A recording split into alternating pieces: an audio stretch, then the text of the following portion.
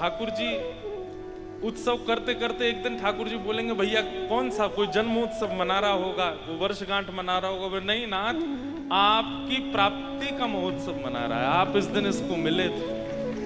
तो क्या पता आपके किसी उत्सव में श्री ठाकुर जी ही आ जाएं। बोले भैया हम तुमको मिले इसलिए तुम उत्सव मना रहे हो। आप विश्वास मानिएगा, महाराज जी के इस 50 वर्ष पूर्ति महोत्सव में यहाँ इतने संत आमेंगे, इतने वैष्णव आमेंगे, इतने ब्रजवासी आमेंगे, इतने उनमें कहीं ना कहीं रूप बदल के ठाकुर जी आएंगे ही आएंगे, निश्चित आएंगे। हमारे महाराज जी के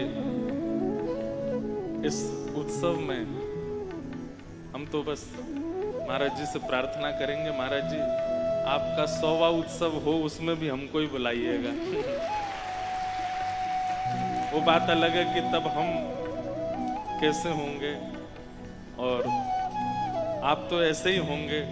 हाँ ये बात है कि हम और राधा कृष्ण महाराज जी एक दूसरे का कंधा पकड़ के बेंत लिए चलते आ रहे होंगे। अगर अभी हम बोल के जाएंगे कि उस उत्सव में भी आना है तो ठाकुर जी को भी ध्यान रखना पड़ेगा, तब तक जीवित रखो, उत्सव में बुलाना है इनको। हमारी यही पूंजी है, यही कमाई है। किसी को आप पूछो कि उसकी नेटवर्थ कितनी है तो कोई 50 लाख रुपए कमाता है, कोई 1 करोड़ रुपया कमाता है, कोई 10 करोड़ कमाता है, कोई 100 करोड़, हजार करोड़ तक कमाते हैं। पर धन का स्वरूप ऐसा है, कितना भी कमा लीजिए, कोई व्यक्ति कहे कि तुम्हारे पास कितना पैसा है, तुम कहो 100 करोड़ रुपया है, क्या वो 100 करोड़ सदा रहेगा? नहीं। चला लक्ष्मी चलम प्राणम चलम जीवत यौवनम चला चलेत संसारे धर्म एको ही निश्चल। वो लक्ष्मी रुकने वाली नहीं। जो लोग अपने आप को कहते हैं कि हम इतनी संपत्ति के स्वामी हैं, वो संपत्ति स्थिर नहीं है।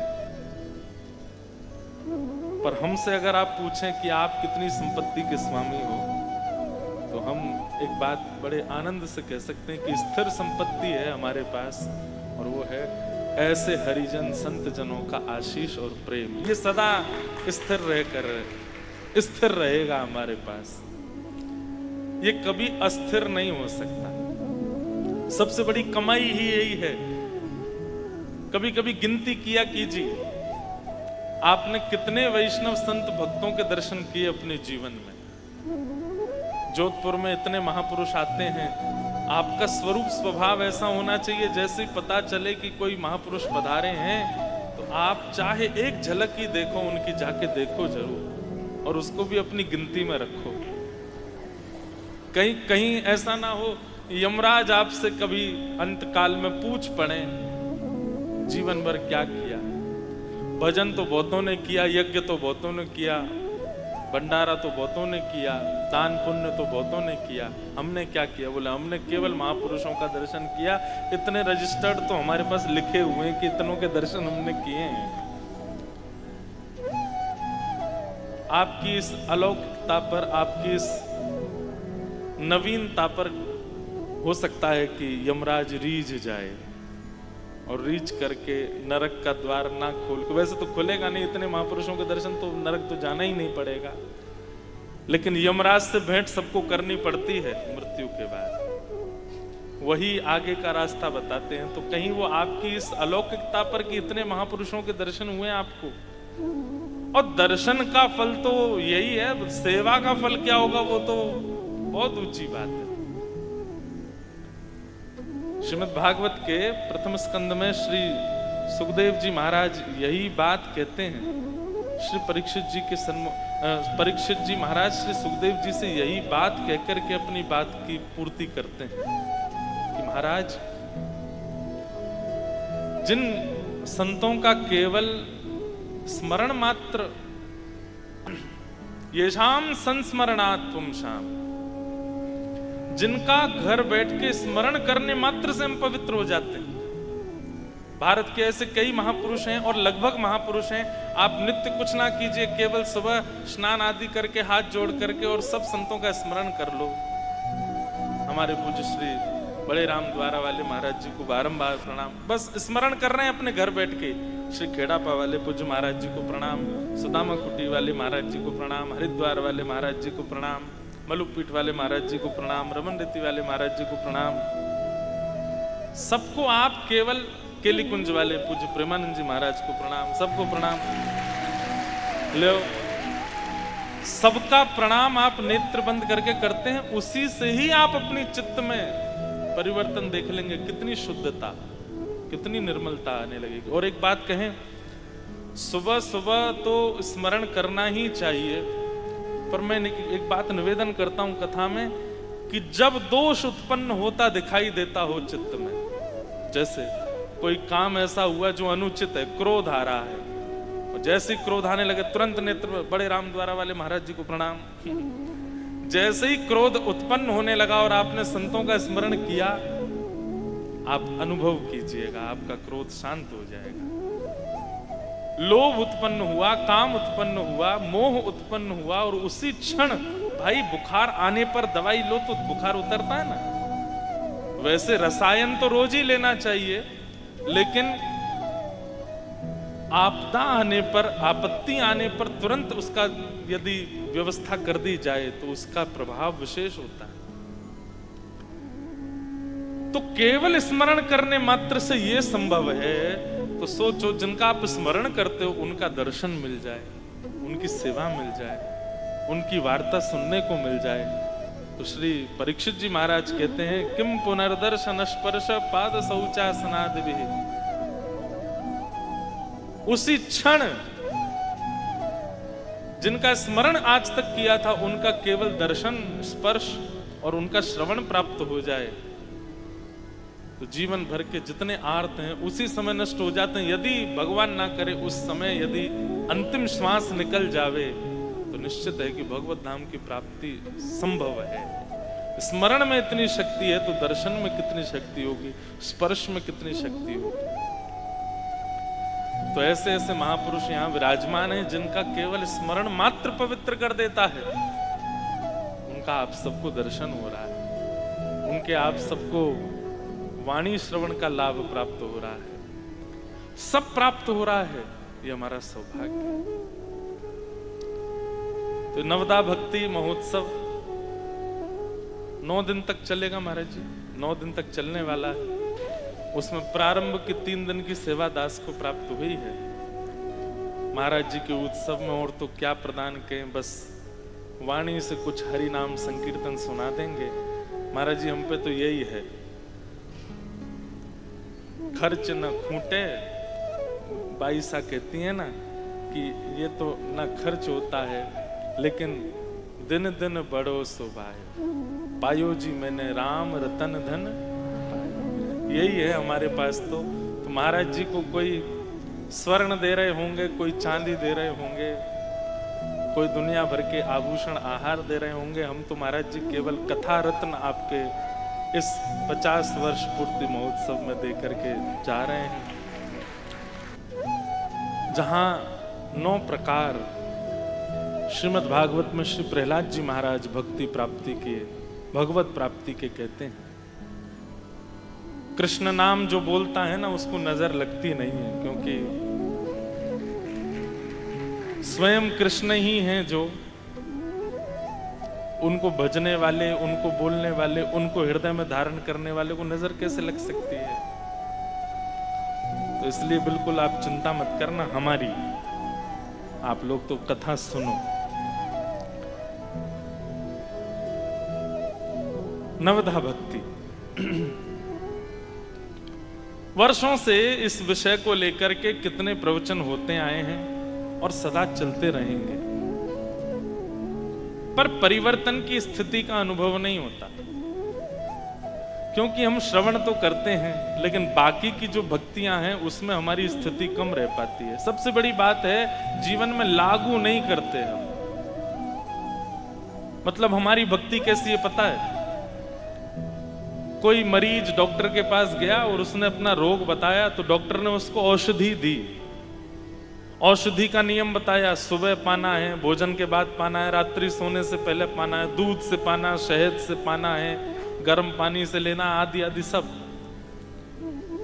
तो व्यक्ति क्या कर रहा है, औषधि तो ले रहा है, लेकिन फिर भी उसका रोग ठीक नहीं होता। तब डॉक्टर क्या कहता है, बोले भाई तू एक बात बता, 3 महीना से दवाई ले रहा, तेरा रोग दूर क्यों नहीं होता? बोले पता नहीं महाराज, मैं तो जैसा आपने बताया वैसा ही लेता हूं। तो डॉक्टर कहते हैं कि अच्छा तो तुम औषधि ले रहे हो, ये बताओ परहेज करते हो कि नहीं? महाराज जी परहेज क्या करना है? बोले क्या खाते पीते हो? बोले कचौड़ी खाते हैं, गुलाब जामुन उड़ाते हैं, रसगुल्ला खींचते हैं, रात में पराठा खा के सोते हैं, आलू की बढ़िया लपटेमा सब्जी बनवाते हैं, आदि आदि।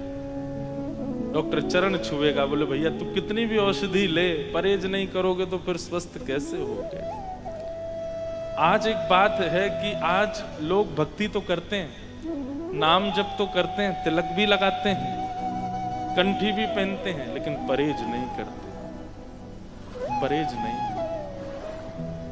कई परहेज हैं। हम प्रयास करेंगे कि इन 3 दिन के प्रसंग में नवदा भक्ति के 3 प्रथम भक्ति पर चर्चा करें और साथ में परहेज भी बताएं। उसका परहेज क्या है, श्रवण भक्ति में परहेज क्या है, कीर्तन भक्ति में परहेज क्या है, और स्मरण भक्ति में परहेज क्या है। बाकी के फिर आगे के परहेज महाराज जी और मलुक पीठ वाले महाराज जी वो बताएंगे उसमें परहेज क्या है। हम तो 3 बता के जाएंगे। तो भक्ति का स्वरूप और उसका परहेज, जैसे एक बहुत विशिष्ट परहेज है जो 9 की 9 भक्तियों में चलेगा, श्रवण कीर्तन स्मरण पाद सेवन अर्चन वंदन सख्य आत्मनिवेदन, सब में ये तो सर्वोपरि परहेज है। कई बार ऐसा होता है कि एक व्यक्ति हमारे साथ ऐसा रहता है जो भगवत विमुख है, और हम उसका संग केवल इसलिए करते हैं क्योंकि हमारा उससे कोई फायदा हो रहा है, हमारा उससे कोई भाव बनता है। जैसे कई वैष्णव बालक ऐसे होते हैं, तिलक लगाते हैं नित्य, सब लोग इधर देखो ध्यान से सुनो, नित्य तिलक लगाते हैं, लेकिन जैसे ही कोई प्रसंग आता है उत्सव का या कोई विवाह का, कोई पार्टी हो कहीं हो, तो वो नहीं लगा के जाते। क्यों? और उनके मन में भाव क्या आता है कि वो हमसे पूछेंगे, वो हमको टोकेंगे, वो हमको, अरे तो ऐसों के बीच में जाना ही क्यों है जो आपके तिलक के प्रति ऐसी भावना रखें, आपकी कंठी के प्रति ऐसी भावना रखें। महाराज हम एक बात सुनिएगा, महाराज जी का 50वां विरक्त महोत्सव है। हमारा विरक्त महोत्सव आज से प्रारंभ हो रहा है, आप सब लोगों का, हमारा सबका। हम वो सब तो नहीं त्याग सकते जो हमारे महापुरुषों ने त्यागा है, परंतु इतना भी अगर त्याग करें कि जो हरि विमुख है उसका संग नहीं करना, तो किसी विरक्त से आप भी कम नहीं हो, क्योंकि आप एक ऐसे का त्याग करते हैं जो हरि विमुख नहीं। तजोरे मन हरि विमुखन को संग। उस सभा में नहीं जाना, हो सकता है आपको घाटा होगा उससे, हो सकता है आपकी बढ़ोतरी, आपकी कमाई में, आपकी उपलब्धियों में उससे कमी घट रही हो, कमी आ रही हो, लेकिन हाँ एक बात याद रखिएगा, संसारी उपलब्धियों में कमी हो सकती है लेकिन भगवत भजन में कमी नहीं होगी। भगवत भजन बढ़ेगा, प्रेम बढ़ेगा। भक्तिमती मीराबाई कैसी निडर, कैसी, उनको कोई लज्जा नहीं होती थी कि कोई भगवत विमुख स्थान है, कोई भगवत व्यक्ति है या भगवत विमुख कुछ क्रिया होती थी तो उसको नकारने में, त्यागने में मीराबाई को कोई चिंता नहीं होती थी। इसीलिए ठाकुर जी मिले। अरे किसी भक्त को उठा के देख लीजिए, भगवत विमुखों का त्याग ही भगवत प्राप्ति कराता है, क्योंकि संसार की उपलब्धियां भगवत विमुखों से ही मिलती हैं, और जब उनका त्याग किया जाता है तो संसार की उपलब्धियां तो छूटती हैं पर ठाकुर जी मिलते हैं। इसलिए जाके संग कुमति उपजत है, जिसके संग से कभी क्रोध का वर्धन हुआ था, जिसके संग से कभी काम का वर्धन हुआ था, जिसके संग से किसी दोष का वर्धन हुआ था, वो चाहे कितना भी सामीप्य का क्यों ना हो, उसका त्याग करो। अब एक बात और,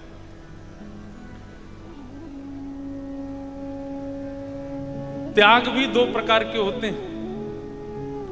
एक तो होता है कि देह से ही उसका त्याग कर दिया, पर देह से तो त्याग नहीं किया, पर मानसिक त्याग कर दिया। अब जो समय चल रहा है ना कलिकाल का, यहां पर देह से किसी को छोड़ना अगर कर पाओ तो बहुत बड़ी बात है, बहुत अच्छी बात है। लेकिन देह से यदि किसी का, शरीर से किसी का त्याग नहीं बन पाता है तो मानसिक त्याग करो। महाप्रभु जगन्नाथ जी के परम भक्त हुए श्री अंगद जी महाराज। सब लोग इधर देखो, इधर देखो, कथा सुनो। पीछे वाले आएंगे, चिल्लाएंगे, आपके ऊपर चढ़ेंगे, पर आप कथा सुनो। हम भी सुना रहे हैं ना। 3 दिन की बात है, बस नहीं, आपके लिए तो 9 दिन है, हमारे लिए 3 ही दिन है। आप ज्यादा फायदे में हो, हमको तो यहाँ से फिर जाना। अच्छा, मैं कल महाराज जी से एक बात कह रहा था, मैं ये कोई लाग लपेट वाली बात नहीं, इसमें बिल्कुल भी असत्यता नहीं है, बिल्कुल सत्य बोल रहा हूँ। कहीं भी कथा करने जाते हैं तो वक्ता की प्रतीक्षा पूरा नगर करता है। जैसे हम कहीं कथा करने जाते हैं, लोग बात कहते हैं महाराज जी हम तो 6 महीना से प्रतीक्षा कर रहे थे, हमको तो जब से पता चला हम तब से प्रतीक्षा कर रहे थे। पर वक्ता प्रतीक्षा नहीं करता इतनी, क्योंकि उसकी तो लगातार कथाएं होती है ना, तो उसको आज यहाँ कथा हुई, कल वहां है, उसकी इतनी प्रतीक्षा नहीं होती। पर जोधपुर आने की हमको बड़ी प्रतीक्षा थी। जिस दिन से महाराज जी ने बोला ना कि आपको यहाँ आना है, पहले तो हमारा आने का बन ही नहीं पा रहा था, तो मैं इतना उदास हो गया कि कैसे जोधपुर पहुंचे। पहले तो महाराज जी का निवेदन था कि 7 दिन ही सुनाओ कथा, परंतु जो 1 तारीख से क्रम है वो भी एक संत की कथा है, उनसे कैसे कहें, उनका भी एक वार्षिक उत्सव है। निवेदन तो फिर भी किया महाराज जी मैंने कि मान जाएं, हमको जोधपुर का लोभ कुछ ज्यादा ही है, और उसमें कारण केवल एक ही है कि हमें महाराज जी का सबका संग मिलता है, और इनके संग रह करके पता नहीं क्या एक प्रकार से हमारी बैटरी रिचार्ज होती है। तो साल भर कितनी भी कथा करा लो, एक बार जोधपुर बुला लो। तो आए तो बहुत दिन बाद हैं जोधपुर। कुछ साल पहले अजनेश्वर धाम में कथा हुई थी, तब तो इतने लोग जानते भी नहीं थे महाराज जी, वहां तो बहुत सीमित लोगों में कथा हुई थी। तो लेकिन जोधपुर से महाराज जी कभी कभी मिलते रहते हैं, आ जाते हैं, तो वैसे रिचार्ज कर जाते हैं हमको। लेकिन यहाँ आने का मुझे बहुत चाव था, लेकिन कई बार जैसी व्याकुलता राधा रमण जी के दर्शन की है, जैसी व्याकुलता श्रीनाथ जी के दर्शन की है, जैसी व्याकुलता श्री जगन्नाथ जी के दर्शन की है, जैसी व्याकुलता रणछोड़ राय श्री द्वारिकाधीश के दर्शन की है, वैसी व्याकुलता यदि किसी हरिजन के दर्शन की हो जाए तो समझ जाओ ठाकुर जी और जल्दी मिलेंगे। वो व्याकुलता चित्त में आनी चाहिए कि हम कब पहुंचे, कब वो महापुरुष हमको दिख जाएं, उनके दर्शन की व्याकुलता।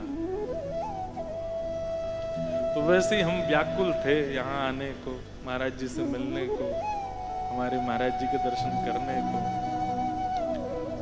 और यहाँ आकर के ऐसा मतलब आपके संग मिलकर के इतना आनंद होता है, ना तो निद्रा की स्थिति रहती, ना तो नींद ज्यादा आती, ना भूख ज्यादा लगती, ना कहीं जाने का मन होता, बस बैठे रहें, चर्चा चलती रहे, आनंद होता रहे, यही सुख मिलता है। यहाँ आने के लिए तो व्याकुल मेरा चित्त भी था, मेरा हृदय भी था।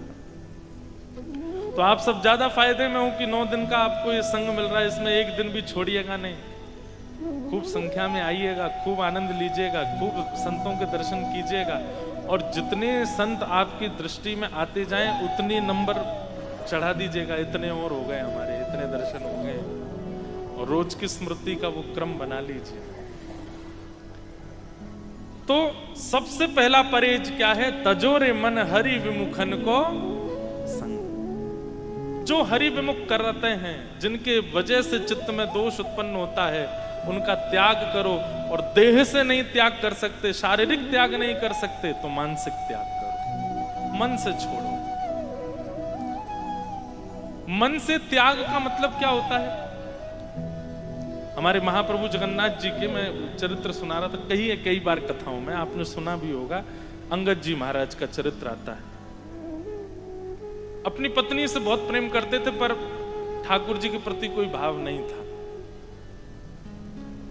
उनकी पत्नी अंगद जी से ब्याह करी तो ये शर्त रखी थी कि भाई आप जैसे चाहे जीवन जिए, पर मेरी भक्ति में आप विघ्न मत डालिएगा। तो अंगद जी बोले, देवी तुम मुझे इतने प्रिय हो, तुम चाहे कथा सुनो, कीर्तन करो, सत्संग करो, जो तुम्हारा मन हो वो करो।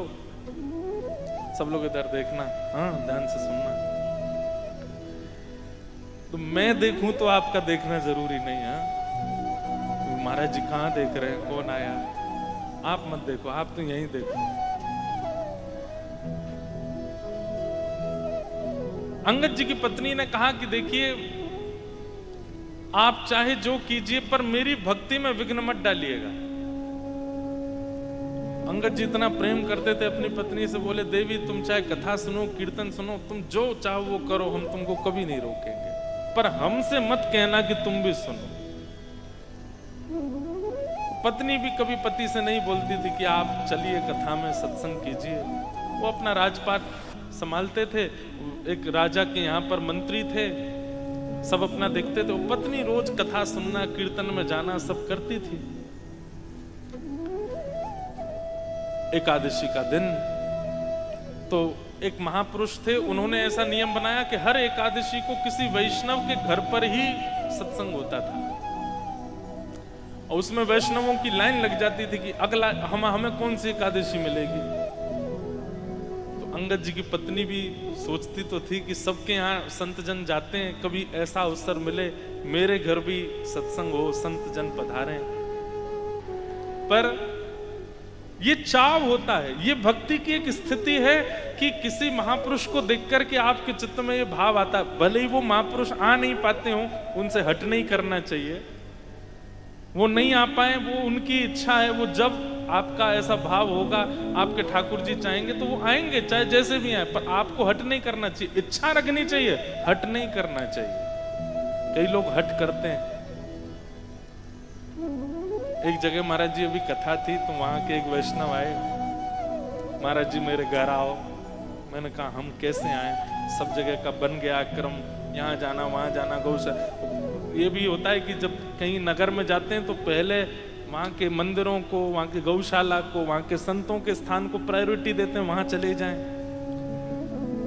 तो वो धड़ाम से गिर गए सामने ही और बोले मैं जहर खा लूंगा नहीं आए तो। मैंने कहा ये कैसा तरीका है भैया आपका? नहीं रो में तो रो में पाँव पकड़ लिए, बोले मैं खा लूंगा, देखिए मेरी शीशी में लेके आया हूं। मैंने कहा भाई मत निकाल, यहाँ मत खाना। एक हमारे बोले निकालने तो दीजिए, है ही नहीं जेब में, ऐसे ही कह रहा है। हट नहीं करना चाहिए, इच्छा रखनी चाहिए, भाव रखना चाहिए, खूब व्याकुल होना चाहिए कि हमारे घर महापुरुष पधारे हैं, पर हट नहीं करना चाहिए। उनके पीछे पड़ जाए, निवेदन कर दो, फिर उनकी इच्छा। हाँ, समय समय पर निवेदन करो, आपकी स्वेच्छा, आप जब अनुकूल लगे आइएगा, पर हट नहीं।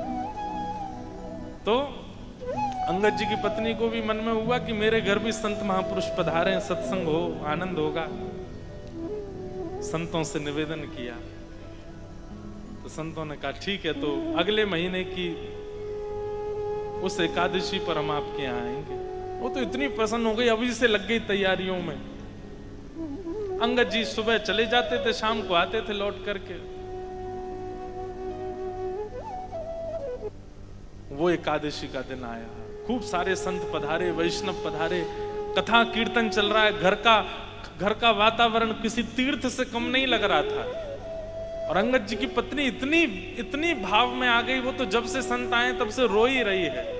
उसके नेत्र सजल हो रहे, उसको लग रहा साक्षात ठाकुर जी मेरे यहाँ आ गए। तभी अंगद जी का आगमन होता है। अंगद जी ने आकर के देखा, उछल उछल करके वैष्णव कीर्तन में नृत्य कर रहे हैं, और महापुरुष बैठ करके बढ़िया कीर्तन सुना रहे हैं, और खूब सारे संत महापुरुष सब बैठे हैं, कुछ प्रसादी सिद्ध कर रहे हैं, कुछ ठाकुर जी का श्रृंगार कर रहे हैं, और सब चल रहा क्रम। पूरा घर का रूपरेखा ही बदल गई। अंगद जी ने आकर के तुरंत वहां चिल्लाना शुरू कर दिया, और जाकर के महाराज 2-3 चीजें फेंक दी, क्रोध में भर गए। बोले तुमने अपना आश्रम समझ रखा है, मेरा घर है, क्या यहां पर ये ताम तंबूरा बजा रहे हो, उछल उछल के नाच रहे हो? अपने आश्रमों में कीजिए ये सब जाकर के, नदियों के किनारे इतने बड़े बड़े घाट बने, वहां कीजिए जाकर के। ये मेरा घर ही मिला था तुम सबको ये करने के लिए।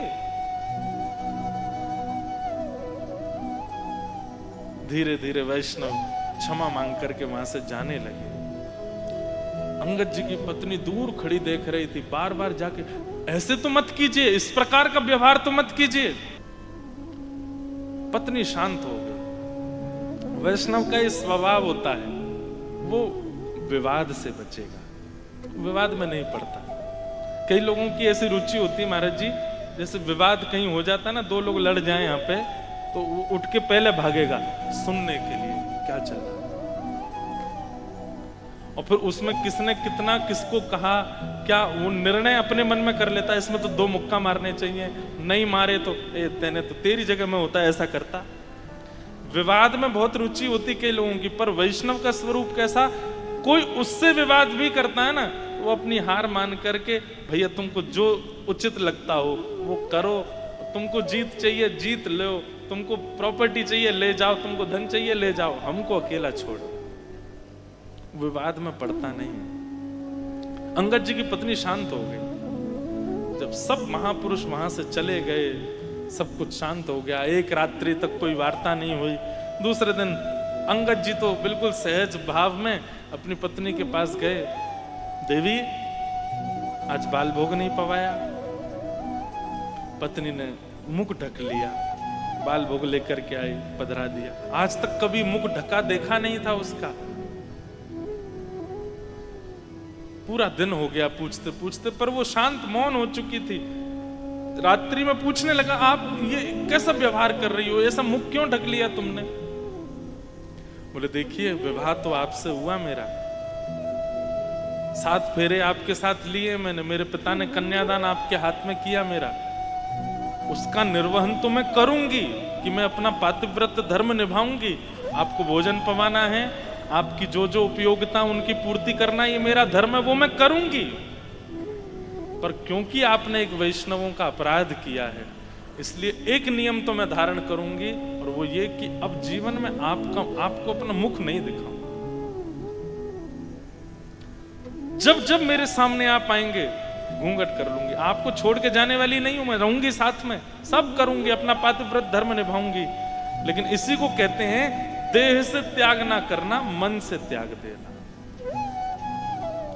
अंगद जी बोले देवी ऐसा मत करो, मैं तो तुमसे बहुत प्रेम करता हूं, तुम जानती हो। बोले मुझसे प्रेम करते हैं, पर हरिजनों से आपका प्रेम नहीं है, तो फिर मुझसे प्रेम करने का कोई अभिप्राय नहीं। जिसको हरिजन प्रिय नहीं लगते, हरि के दास प्रिय नहीं लगते, वो मुझे कैसे प्रिय लग सकता है? लेकिन मेरा दुर्भाग्य कि ब्याह तो हो गया मेरा, अब रहूंगी आपके साथ, पर मुख नहीं दिखाऊंगी। और आपसे प्रार्थना, आप जो कहेंगे वैसा नियम होगा। आप कहेंगे कथा में नहीं जाना, तो वो भी बंद कर दूंगी, पर मेरे को इसके लिए हट मत कीजिएगा कि अपना मुख दिखाओ, ये मेरा नियम है। अंगद जी तो इतने व्याकुल हो गए, अब क्या करूं। खूब मनोहार किए, हंसती भी है, बात भी करती, पर मुख नहीं दिखाती अपना। इसे कहते हैं मानसिक त्याग। महादेव ने भी तो किया था सती का। जब राम जी की परीक्षा लेकर के सती आई, तो आसन उठा करके सन्मुख रख दिया बगल की जगह, कि अब इधर विराजने की आपका अधिकार अब समाप्त हो गया, अब तो सन्मुख बैठो आप। महादेव ने भी कोई पूरा त्याग, देह से त्याग कर दिया, ऐसा नहीं, मानसिक त्याग किया। और उस त्याग का ये फल मिला। अंगद जी इतने परेशान रहने लगे, इतने दुखी हो गए, बोले क्या करें, अब पत्नी का मुख ही नहीं दिखता है। एक दिन जा रहे थे घोड़े पर बैठ करके, ऐसी कथा चल रही थी, सब लोग बैठ के सुन रहे थे, व्यास जी कथा सुना रहे थे। अंगद जी महाराज बोले ये कथा ही आई थी मेरे जीवन में, इसी नहीं मेरा घर पूरा। तब कथामृतम तप्त जीवनम, कई महापुरुष इसका अर्थ ऐसा लगाते, तप्त जीवनम। हे ठाकुर जी, आपकी कथा जो है वो जीवन को तपा देती है। लेकिन इसका वास्तविक अर्थ यह है कि जीवन के जितने ताप हैं वो आपकी कथा से दूर हो जाते हैं। जाके बैठ के बोले सुनूं तो सही, ऐसा क्या है इस कथा में जिसके लिए पत्नी ने मेरा त्याग कर दिया। जैसे अंगद जी कथा में जाके बैठे, ध्यान पूर्वक सुनने लगे एक एक शब्द को, नेत्र बंद हो गए। ऐसी अनुभूति होने लगी जैसे मानो कितना सुख, कितना आनंद, कितना रस, अपनी सारी आपत्ति विपत्ति सब भूल गए। ठाकुर जी की मधुर लीला सुनते सुनते भाव में चले गए श्री अंगद जी महाराज। जैसी कथा विश्राम हुई, आरती होने लगी, अंगद जी उठकर के व्याकुल हो गए, पूछने लगे भैया ये क्या हुआ, सब खड़े क्यों हो गए? बोले कथा विश्राम हो गई। विश्राम हो गई? बोले हाँ। कथा सुनने का असली अर्थ यही है कि विश्राम हो जाए और आप व्याकुल हो जाओ। बोले हो गई कथा? अंगद जी बोले अब कब होगी? बोले अब तो आज 7वां दिन था, कथा विश्राम हो गई, अब तो पास के गांव में कथा होगी महाराज जी की। अंगद जी ने पता पूछ लिया, अगले दिन वहां पहुंच गए, वहां कथा सुनने लगे। 7 दिन वहां कथा सुनने के बाद में अब अगला पता पूछा, अब अगली कथा कहां? बोले उधर के शहर में। तो वहां पहुंच गए, वहां जाके सुनने लगे। धीरे धीरे ऐसी स्थिति हो गई, पहले तो अंगद जी घर आके जिद करते थे पत्नी से कि मुख दिखाओ, पर अब अंगद जी को भी कोई चिंता नहीं, चुपचाप आते, प्रसाद पाते, सो जाते। कुछ दिनों के बाद वही कथा फिर से अंगद जी के नगर में हुई। अंगद जी कथा सुनने गए, जैसे एक भाव में कीर्तन किया व्यास जी ने, तो सब 2-4 लोग उठ के नृत्य करने लगे। अंगद जी महाराज खड़े हो गए, नेत्रों से अविरल अश्रुधार और ऊर्ध्वबाहु होकर के जब कीर्तन में नृत्य करने लगे, सब देखने लगे उनको। तभी वहीं आगे बैठी थी अंगद जी की पत्नी। दोनों को ही नहीं पता था कि कथा सुनते हैं दोनों। अंगद जी को तो पता था कि पत्नी जाती है, पर पत्नी को नहीं पता था कि अंगद जी को भी चाव लगा है कथा सुनने का। तो जब कोई नृत्य करता है, सबकी दृष्टि पड़ती है ना, तो अंगद जी की पत्नी ने ऐसे देखा कौन नृत्य कर रहा है। जैसे ही देखा, ये मेरी आंखों को कोई धोखा हुआ है या मुझे कुछ और दिख रहा है, ये तो अंगद जी लग रहे हैं। उसने थोड़ा और पास जाकर के घूंघट करके जब देखा, तो भाव आवेश की मुद्रा में और महाराज अविरल अश्रुधार और ऐसा नृत्य कर रहे थे श्री अंगद जी महाराज। पत्नी समझ गई ये एक दिन की कथा से नहीं हो सकता, और ये आडंबर भी नहीं हो सकता कि मुझे रिझाने के लिए कर रहे हो। समझ गए। तहकीकात की 2-4 लोगों से पूछा कि ये कौन है? बोले अरे ये तो बड़े अच्छे भक्त हैं, हर कथा में पहुंचते। पत्नी बोली तभी मैं कहूं, रात्रि में आजकल बहुत विलंब से आते हैं, मैं भी पूछती नहीं थी, लेकिन ये कथा सुनने जाते हैं। आज अंगद जी की पत्नी घर पहुंची, पूरा घर सजाया, सुंदर दिए लगाए, बाहर चौका किया, उस पर रंगोली बनाई, बढ़िया सुंदर घर में सामग्री आदि सिद्ध करके सब तैयार किया। अंगद जी महाराज जैसे ही आए, पत्नी घूंघट ऊपर करके खड़ी थी द्वार पे, हाथ में आरती का थाल लेके। तो अंगद जी दूर से ही बोल पड़े, देवी तुमने आज घूंघट नहीं किया, मैंने नीचे नजर कर लिया, घूंघट कर लो मैं तब आऊं। अंगद जी की पत्नी बोली अब घूंघट की आवश्यकता नहीं। क्यों? बोले मुख तब मोड़ा था जब आप हरि विमुख थे, पर आप जब हरि जनों के संगी हो गए हो, अब आपसे मुख कैसे छुपा सकते? ये है त्याग, और ये त्याग वाला हरिजनों के, हरि विमुखों के त्याग वाला परहेज तो सबको करना है। नवदा भक्ति के एक एक परहेज अलग अलग होंगे, पर ये वाला परहेज तो 9 भक्ति में चलेगा। तजोरे मन हरि विमुख को संग। और उसके बाद पता है क्या हुआ? अंगद जी घर आए, पत्नी से बोले, पत्नी बोली अब देख लीजिए मुझे जी भर के, 9 महीना हो गए आपने हमको देखा नहीं, अब तो देख लो। अंगद जी बोले देवी अब मेरी देखने की इच्छा खत्म हो गई, अब तो श्याम सुंदर से नेत्र लड़ गए, अब तो कथा ने ऐसा मुख मोड़ लिया है ठाकुर जी की ओर कि अब उनकी सुंदरता के आगे कोई सुंदर नहीं लगता। अब तो केवल उनको देखने का चाव है। अंगद जी की पत्नी तो भाव विह्वल हो गई कि बोले मैंने तो ऐसी उम्मीद ही नहीं की थी कि मेरे पति कभी ऐसे हो जाएंगे। तो कभी कभी हरिजनों का इस प्रकार चतुराई से त्याग कीजिए कि उनको आभास भी हो जाए कि उन्होंने कुछ किया है, और आप उनका संग भी ना छोड़ो। कभी कभी ऐसे त्याग से भी उनके चित्त में परिवर्तन आ जाता है। उनके चित्त में, जैसे एक माता जी को हम जानते हैं, उन्होंने यही अंगद जी का चरित्र सुना था कहीं पे। उनका बेटा व्यसन करता था और व्यसन छोड़ नहीं रहा था, और मुझसे बोली महाराज जी आप कहते हैं हरि विमुखों का त्याग करो, मैं अपने बेटे का त्याग कैसे करूं? मैंने कहा मैया आप जो हमने अंगद जी के चरित्र में आपको सुना उससे कुछ लगे तो आप देखो। महाराज जी उन्होंने रोटी छोड़ दी, सब्जियों पर आ गई माता जी, सब्जी खाती, और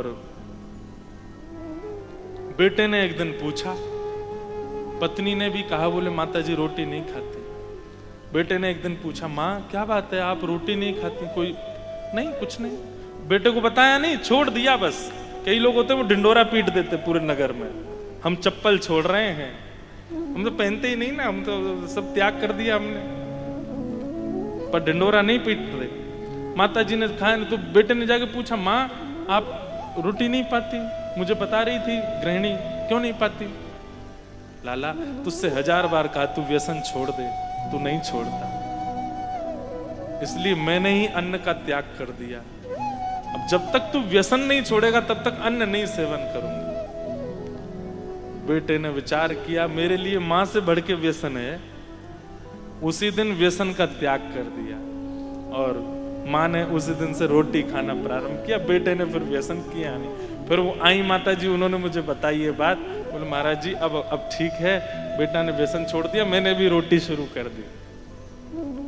तो ये त्याग, तजोरे मन हरि विमुखन को संग,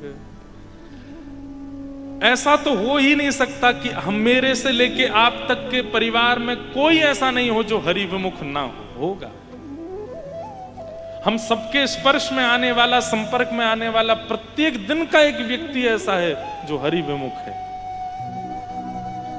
जिनसे आपका कोई काम निकलना है और उस काम से अगर आप हरि के समीप पहुंचने वाले हो तो संपर्क रखने में कोई हर्जा नहीं है। लेकिन जिससे केवल संसार का व्यवहार बढ़ने वाला है, संपत्ति बढ़ने वाली है, और वो हरि विमुख व्यक्ति है, उसका फिर भी आप त्याग नहीं कर रहे हो, तो कहीं ना कहीं भजन में विक्षेप आना प्रारंभ हो जाएगा। इसलिए ये परहेज लिख लीजिएगा, सबसे पहला हरि विमुखों का संग वो छोड़ना।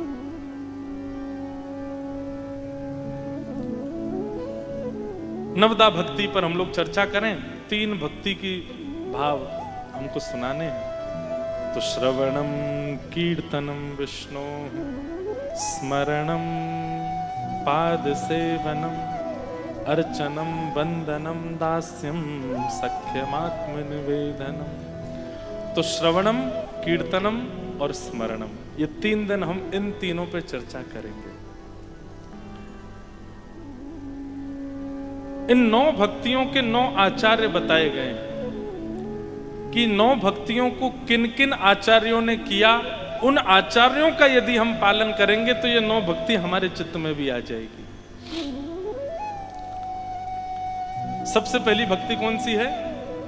श्रवण भक्ति। और श्रवण भक्ति के आचार्य हैं श्री विष्णु श्रवणे परीक्षित भव, श्री परीक्षित जी महाराज। हमारी भागवत के जो श्रोता परीक्षित जी हैं, ये नवदा भक्ति के प्रथम भक्ति के आचार्य हैं। भक्तमाल जी में कहते हैं, श्रवण रसिक कहूं सुने ना परीक्षित से, पानहु करत लागी कोटि गुण प्यास है। बहुत सावधानी से सुनिएगा सब लोग।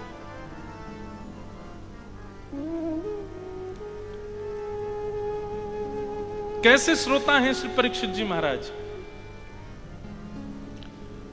हमें ऐसा लगता है कि नवदा भक्ति में सबसे ज्यादा कठिन यदि कोई है तो वो पहली है, श्रवण। लेकिन आप कहेंगे महाराज जी, कथाओं में लाखों की तादाद में भीड़ आती है, हजारों लोग कथा सुनने आते हैं, ऐसे तापड़े में भी लोग सुनने कथा आ रहे हैं, और आप कह रहे हैं सबसे कठिन श्रवण भक्ति। आना बड़ी बात नहीं है, बैठना बड़ी बात नहीं है, सुनना भी बड़ी बात नहीं है, पर इस सुनी गई कथा को जीवन में लागू करना ये बहुत बड़ी बात है। सबके जीवन में नहीं हो पाता। परीक्षित जी महाराज के लिए कहते हैं, बोले पान हूं करट लागी कोटि गुण प्यास है। श्रवण भक्ति तब मानो कि आप कथा सुनते जा रहे हैं और ज्यों-ज्यों सुनते जा रहे हैं त्यों एक स्थान पर तो तृप्ति हो रही है, और तृप्ति के साथ साथ प्यास और ज्यादा बढ़ती जा रही है। वो श्रवण भक्ति है। कथा सुनने के बाद में ऐसी स्थिति हो जाए, तृप्ति का अनुभव हो गया, अब बस बहुत मिल गया, हमको प्राप्त हो गया, अब पूर्णता है, ये श्रवण भक्ति नहीं है। श्रवण भक्ति का स्वरूप तो ये कि आप घूंट घूंट पानी पियो और ज्यों-ज्यों घूंट पियो त्यों-त्यों प्यास बढ़े। उल्टी रीत है श्रवण की, और इच्छा बढ़े और कामना बढ़े और सुनने की लालसा बढ़ने लग जाए, वो श्रवण भक्ति। और ऐसी भक्ति श्री सुखदेव जी महाराज, परीक्षित जी महाराज में। भागवत के 10वें स्कंद में जब कृष्ण लीला प्रारंभ होती है, बहुत सावधानी से सुनिएगा। 4 दिन से परीक्षित एक आसन पर बैठे हैं, ना अपने पांव सीधे किए, ना अपनी कमर टेढ़ी मेढ़ी की है, ना एक बार भी लेटे हैं, ना कुछ पान किया, ना कुछ खाया है। 4 दिन से अनवरत सुखदेव जी महाराज की कथा श्रवण कर रहे हैं। और 4 दिन बाद जब श्री सुखदेव जी 2 श्लोकों में पूरी कृष्ण लीला सुना देते हैं,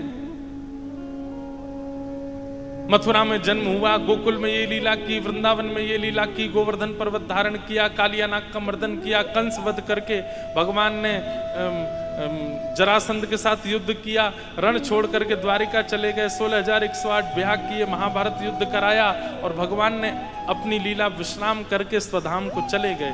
पूरी कथा जब 2 श्लोकों में सुना दी, तब परीक्षित कहते हैं, भगवान आपने ये क्या किया? इससे अच्छा तो मैं तक्षक सर्प के डमसन से मर जाऊं। लेकिन 4 दिन तक कथा सुनाने के बाद, जिनकी कथा सुनने के लिए मैं भोजन पानी सब छोड़ करके एक आसन पर बैठा हूं, उनकी कथा आप 2 श्लोकों में सुना रहे हैं मुझे। भगवान मुझे विस्तार से सुनाइए। आपने इतने राजाओं की कथा सुनाई, मैं सब सुनने के लिए तैयार था, लेकिन जिनकी कथा सुनने के लिए मैं बैठा हूं, कृपा कर उनकी कथा मुझे विस्तार से सुनाओ। तब सुखदेव जी कहते हैं, बोले परीक्षित तुम 4 दिन हो गए एक ही आसन पर बैठे हो, थोड़ी देर का विश्राम कर लें, तुम कुछ पा लो, थोड़ा आराम कर लो, कुछ पान करके फिर आ जाओ, फिर कथा सुना देंगे। तब परीक्षित जी महाराज इतना सुंदर उत्तर देते हैं, पिबंतम त्वन्मुखाम्भोज च्युतम हरि कथामृतम। नाथ, वास्तव में मेरी भूख की पूर्ति आपकी कथा से हो रही है, मेरी प्यास की पूर्ति आपकी कथा से हो रही है, मेरा आराम आपकी कथा से हो रहा है। देह की जितनी आवश्यकताएं होती हैं, आपके एक एक शब्द में मेरी वो आवश्यकताएं पूरी हो रही हैं। मुझे भूख नहीं लगती, मुझे प्यास नहीं लगती, मुझे निद्रा नहीं है, कथा से ही मेरा सर्वस्व हो रहा है। उसी समय श्रवण भक्ति के आचार्य के रूप में परीक्षित जी का नाम लिख दिया गया। कहने का अभिप्राय, भोजन भी कथा है, पान भी कथा है, आराम भी कथा है। देह के जितने अभिमान होते हैं, वो सब अभिमान की पूर्ति हम लोग करते हैं। जैसे बैठने पर भी देह को अभिमान होने लगता, अच्छा एक ही आसन में मुझे बैठा रखा है, तो हम लोग थोड़ा थोड़ा ढीला कर देते हैं, थोड़े यूं बैठ जाते हैं, ऐसे बैठ जाते हैं। ये भी एक अभिमान है। देह हमसे कहता है मैं तुम्हारे वश में नहीं हूं, मुझे सीधा बैठाओ, मेरे हाथ पांव टेढ़े मेढ़े करो, कभी कभी अंगड़ाइयां लेते रहा करो। अच्छा 2 घंटे हो गए कथा सुन रहे हो, पानी कौन पिलाएगा? उठ के जाते हैं पर पानी पिलाते हैं इसको। अच्छा 3 घंटे कथा सुनी, उसके बाद प्रसाद नहीं मिला, कल से नहीं आना यहाँ कथा सुनने। यहाँ तो है प्रसाद की व्यवस्था, सब लोग प्रसाद पाके जाना, सबकी व्यवस्था है। नहीं तो कई लोगों का देह जो है वो चिंता पर कर देता है मजबूर। इतनी सुबह उठ के धूप तापड़े में कथा सुनने के, प्रसाद ही नहीं था, कल से काय को जाना? देह का अभिमान करवाता है आपसे। पानी की व्यवस्था दूर पड़ जाती, भीड़ बहुत है, कैसे उठ के जाएं? कल से यहीं से सुन लो, लाइव सुन लेना यूट्यूब पर ही। देह का अभिमान करवाता है ये सब। जहां देह का अभिमान नष्ट ही ना हुआ, वो कथा कैसे? अभी तो केवल इतना नष्ट हुआ कि आप अपने घर से यहां आ गए, कथा सुन रहे हैं और फिर चले जाएंगे, पर देह ऐसा हो जाए कि अब कथा और भगवत वार्ता के अलावा कुछ चाहिए ही नहीं। श्री हनुमान जी महाराज साकेत केवल इसलिए नहीं जाते हैं क्योंकि साकेत में कथा नहीं होती। अब आप लोग यहां बैठे हो तो सब लोग इसमें मना ही करोगे, लेकिन आपको अगर प्रलोभन दे दिया जाए कि एक स्थान पर आपको बढ़िया एसी एयर कंडीशन रूम मिलेगा, सुबह शाम जो चाहोगे पाने को मिलेगा, जैसे चाहोगे पीने को मिलेगा, सब कुछ सुविधाएं A to Z मिल जाएंगी, कुछ करने की आवश्यकता नहीं है, पड़े रहो, खाते पीते रहो, मस्त रहो। कहीं घूमने जाना, हवाई जहाज की टिकट आ जाएगी, बिजनेस क्लास में बैठ के घूमने चले जाओ, वहां जाओगे वहां बड़ी गाड़ी आएगी लेने, सब कुछ सारी व्यवस्थाएं मिलेंगी। जीवन पूरा आपका व्यवस्थाओं से युक्त हो जाएगा, लेकिन कथा नहीं मिलेगी।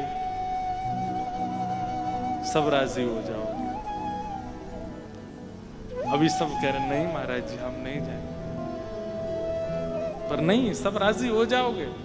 पर श्री हनुमान जी महाराज साकेत जाने से पहले हनुमान जी राम जी से कहते हैं वहां कथा होती है। राम जी कहते हैं जहां मैं प्रत्यक्ष विराजमान हूं वहां कथा क्यों सुननी तुमको, रोज आ जाना, मेरा दर्शन कर लेना। हनुमान जी कहते हैं प्रत्यक्ष में तो केवल 2 नेत्रों को आप दिखाई दोगे, पर कथा में तो रोम रोम को आप सुनाई देते हो ना। प्रत्यक्ष में तो केवल इन 2 को सुख मिलता है, प्रत्यक्ष में तो केवल इन 2 पुतलियों को सुख मिलता है, पर अप्रत्यक्ष में जब कथा होती है तो ऐसा लगता है मानो रोम रोम होऊं मैं तो श्रवण मयी रे, कृष्ण नाम जबते श्रवण सुनो री आली, भूली री भवन में तो बाबरी भई रे।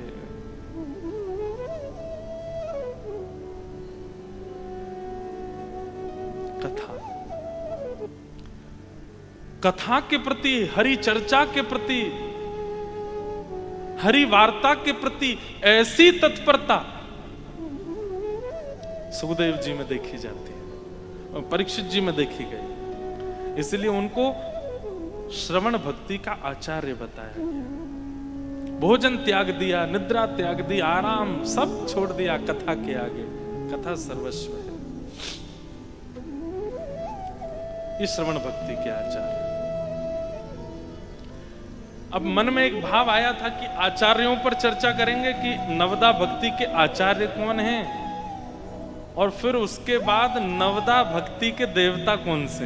वैसे तो श्रवण कीर्तन स्मरण पाद सेवन अर्चन वंदन दास्य सख्य आत्मनिवेदन 9 भक्ति से सारे ठाकुर जी रीझते हैं, पर कुछ ठाकुर जी ऐसे हमारे धराधाम पर जिनमें एक भक्ति का लोभ ज्यादा है। जैसे भक्त गावे सब ठाकुर सुनते हैं, पर सब ठाकुरों में एक ठाकुर ऐसे हैं जो बहुत ज्यादा सुनते हैं।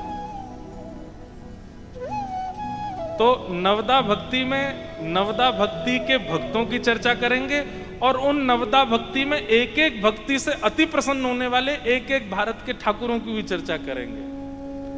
तो श्रवण भक्ति में सबसे पहला नाम हमारी भारत भूमि में जिन ठाकुर का आता है, महाप्रभु श्री जगन्नाथ। श्री जगन्नाथ महाप्रभु की। ये श्रवण भक्ति के ठाकुर जी, इन जैसा श्रोता नहीं है पूरे भारत में। सुनते तो सब हैं, हमारे राधारमन जी भी सुनते हैं, राधा वल्लभ जी भी सुनते हैं, बिहारी जी भी सुनते हैं, पर महाप्रभु जी का तो एक ही काम है, सुनना। सुनते ही हैं। वो नेत्र ही इतने बड़े कर कर के बैठे हैं कि इतने सारे लोगों में मुझे किसी का मुंह चलता दिख जाए कि कोई कुछ बोल तो रहा है, और मैं उसको देख लूं, दूर से सुन लूं उसकी बात क्या है।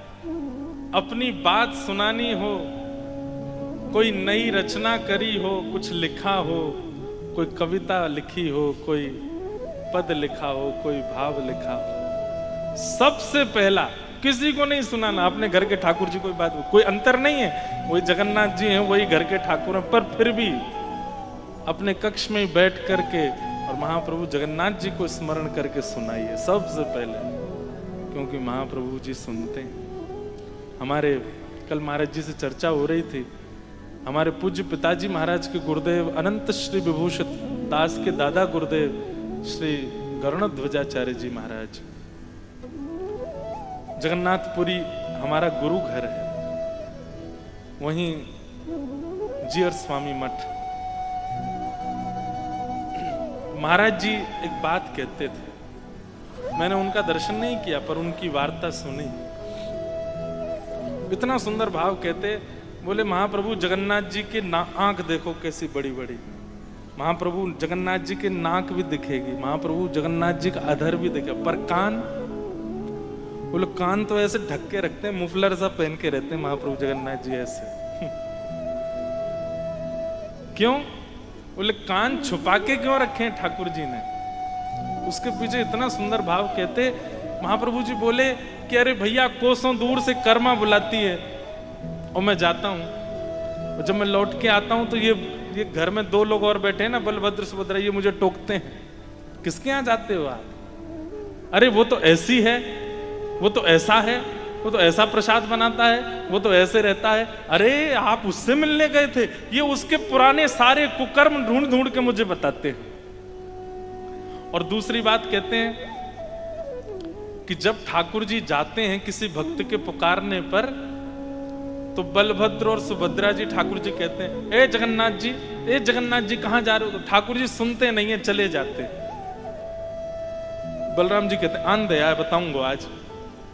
जब ठाकुर जी भक्त पर कृपा करके लौट के आते हैं, बलराम जी कहते हैं, अरे लाला तो इतनी बार कहीं सुने ना है बातन ने, तो कितनी कहीं रुक जा माने ना है। तो महाप्रभु जगन्नाथ जी कहते हैं, मेरे कान तो ढके हुए, मैं कहां से सुनूं? मुझे सुना ही नहीं दिया, मैं अपने कान तो ढक के रखता हूं, बिल्कुल बंद करके रखता हूं। आपको समझ जाना चाहिए, जिसके कान ही ढके हुए उसको सुनाई कैसे देगा? आजकल बच्चे वो लगा घूमते हैं ना, हेडफोन लगा के घूमते हैं, उनकी मम्मी बुलावे, पापा बुलावे, भैया बुलावे, बहन बुलावे, कोई बुलावे, सुनते ही नहीं है, कान में हेडफोन लगा रहता है, उसमें दुनिया भर के संगीत चलते रहते हैं। ऐसे ही ठाकुर जी महाप्रभु जगन्नाथ जी भी हेडफोन लगा के रखते हैं। किस लिए? कि कहीं मैं किसी भक्त पर कृपा करने जाऊं तो पहले तो मुझे कोई टोके ना, मुझे कोई रास्ते में बतावे ना, कहां जा रहे हैं? बोले अच्छा उस पर कृपा करने है, वो तो ऐसा है, वो तो ऐसा है, वो तो ऐसा है। ठाकुर जी कहते हैं मैं सुन ही नहीं रहा हूं, मैंने कान बंद कर रखे हैं। भक्त ने पुकारा, उसकी बात मुझे सुनाई देगी, उस बीच में मुझे कोई रोके टोके, उसके लिए ठाकुर जी कान बंद रखते हैं। और फिर लौट करके आऊं तो कहीं बलभद्र सुभद्रा यूं नहीं कहें कि हमने रोका तो तुम सुने क्यों नहीं? तो ठाकुर जी उनको भी कहते मैं तो कान बंद कर रखे, कहां सुनाई देता है? सुभद्रा जी कहते हैं लाला हम तो रोके वो सुनाई ना देवे, रास्ता में तो कोई इतने सबरे टोके हैं वो तो कुछ, लेकिन कोई कोसन दूर से बुलावे वो तो कैसे सुनाई दे जाए? ठाकुर जी कहते हैं भक्ति भक्त भगवंत गुरु चतुर नाम वपु एक। भैया सुननी तो उसकी जाती है जो हमसे विलग हो, पर भक्त तो मेरे ही है। मैं भक्तन को प्राण, मैं भक्तन को दास, भगत मेरे मुकुटमणि। भक्त जब पुकारते हैं तो वो तो मेरे भीतर ही निवास करते हैं, उनकी वाणी मुझे सुनाई दे जाती है और मैं जाता हूं सुन। श्रवण भक्ति के कितने प्रमाण महाप्रभु जगन्नाथ जी के आपको प्राप्त होंगे। गुंडीचा क्यों जाते हैं रथ पर बैठ करके? अपनी मैया के पुकारने पर जाते, मैया बुला रही है हमारी, इसलिए ठाकुर जी बिल्कुल ऐसे गदमदरा से और ऐसे उछल उछल के कूद के आते हैं ठाकुर। मतलब भक्त ये प्रमाणित कर देते हैं ठाकुर जी कि तुम बुलाओ, जैसे गुंडीचा जा रहा हूं तुम्हारे घर भी आऊंगा, ऐसे कूद कूद के आऊंगा ऊपर से। और कोई ठाकुर निकल के नहीं जाते अपने मंदिर, सब भीतर बैठे रहते हैं, बढ़िया एक ही स्थान पे बैठे हैं, वहीं श्रृंगार कराते हैं, वहीं स्नान करते हैं, वहीं प्रसाद पाते हैं। तुम्हारी गरज पड़े तुम आके मिल लो हमसे। पर महाप्रभु जगन्नाथ जी तो अपनी स्थिति आपको बता रहे हैं कि भाई तुम पुकारो, हमारे पास तो रथ भी है, खींचने वाले भी हैं, हम उतर के आ भी सकते हैं, पर पुकारने वाला चाहिए। तो मतलब सुनने की स्थिति ठाकुरों में यदि कहीं है तो महाप्रभु श्री जगन्नाथ जी। तो श्री जगन्नाथ जी कौन है? श्रवण भक्ति के ठाकुर हैं। गीत गोविंद इतना प्रिय है ठाकुर जी को। कोई नित्य अपने घर पर केवल आसन पधरा दे और आसन पधरा करके शुद्ध आसन में ये भावना रख ले कि श्री ठाकुर जी बैठे हैं, और तब गीत गोविंद का पाठ करे, कुछ दिन बाद उसको अनुभव होने लगेगा कि ठाकुर जी साक्षात आते हैं, आगे विराजमान होते हैं, पूरी गीत गोविंद का श्रवण करते हैं। ऐसे श्रवण भक्ति के हमारे ठाकुर कौन? श्री जगन्नाथ। फिर मन में भाव आया, श्रवण भक्ति का परहेज क्या है? श्रवण भक्ति में किन किन बातों का ध्यान रखने की आवश्यकता है? तो कुछ नियम तो मन में आ रहे थे, पर एक बहुत सुंदर भाव आया, निरपेक्षम मुनिम शांतम। श्रवण भक्ति के परहेज सुनिए। निरपेक्षम मुनिम शांतम निर्वैरम समदर्शनम अनुव्रजाम्यहं नित्यं पूये ये त्यंघ्रिरेणुभिः।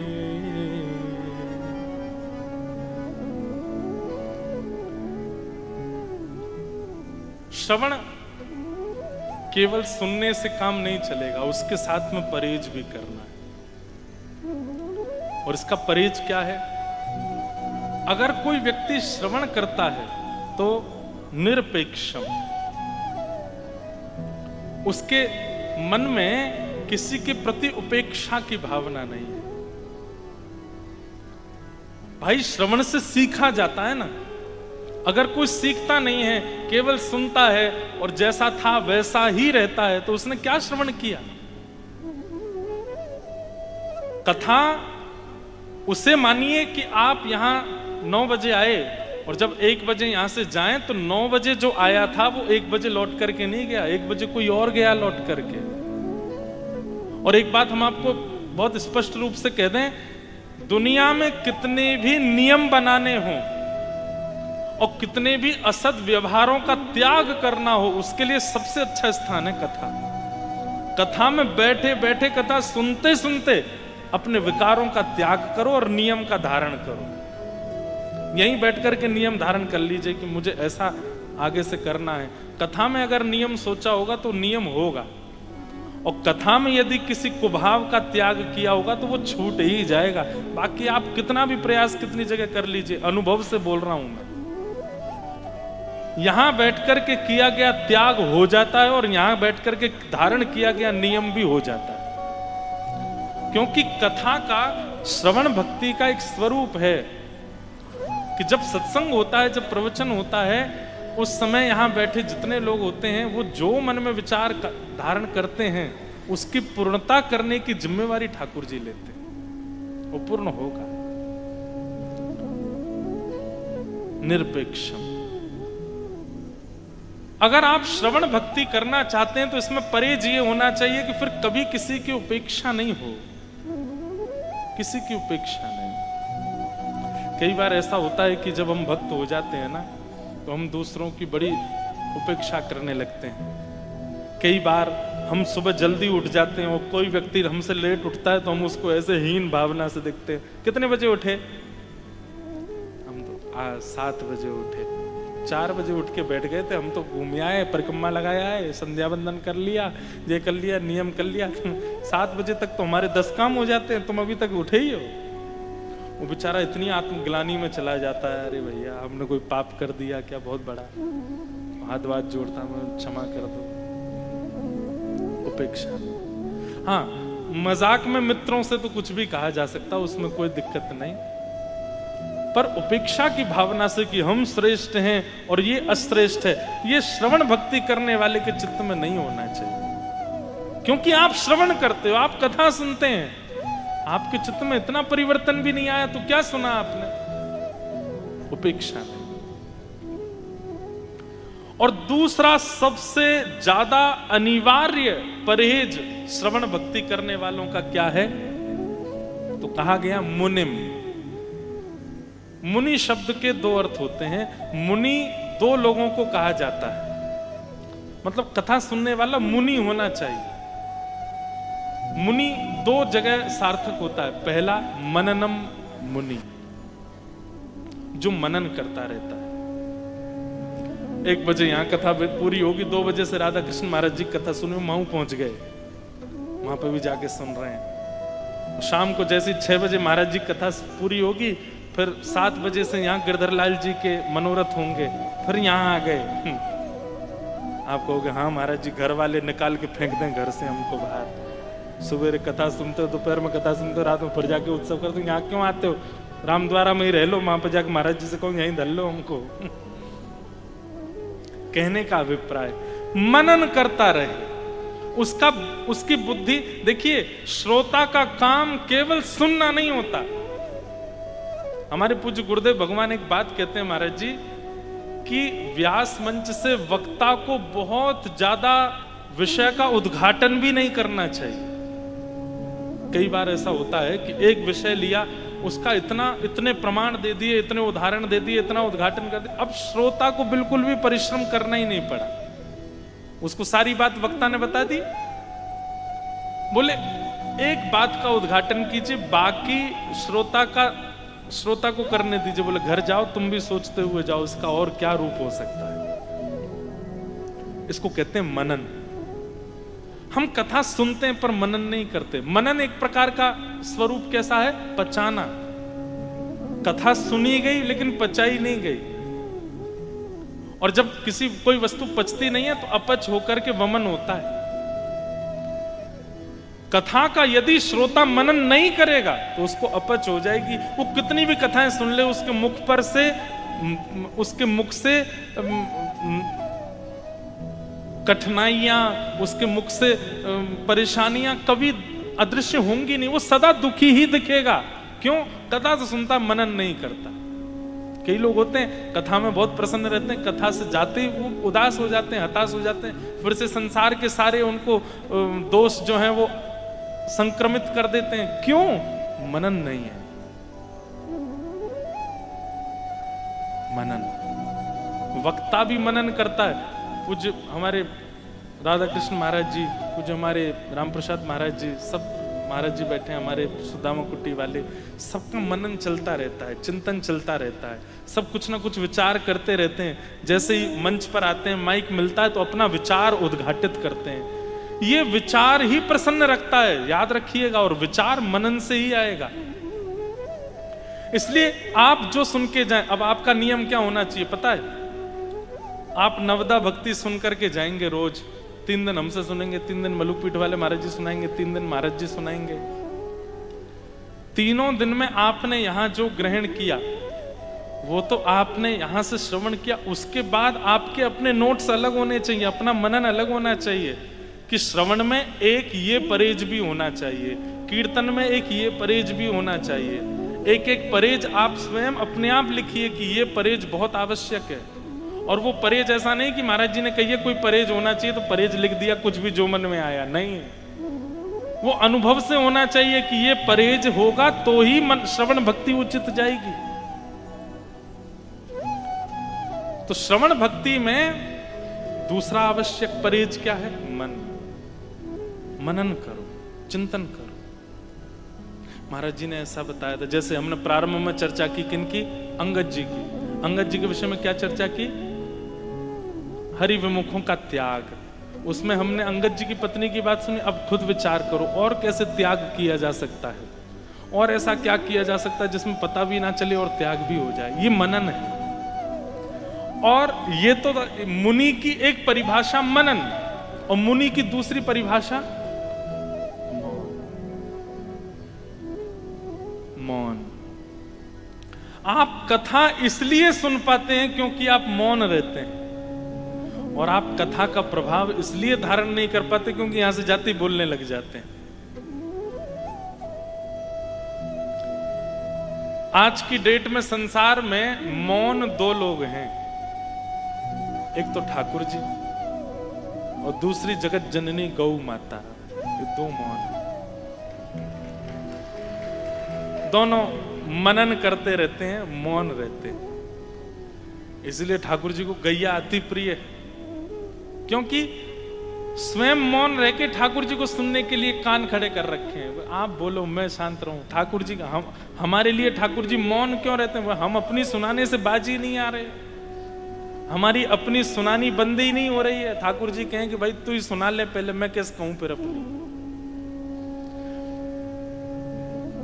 सुदामा चरित्र में जब श्री सुदामा जी के लक्षण बताए, उसमें 3 लक्षणों में एक लक्षण क्या है? प्रशांत, अत्यंत शांत, मौन।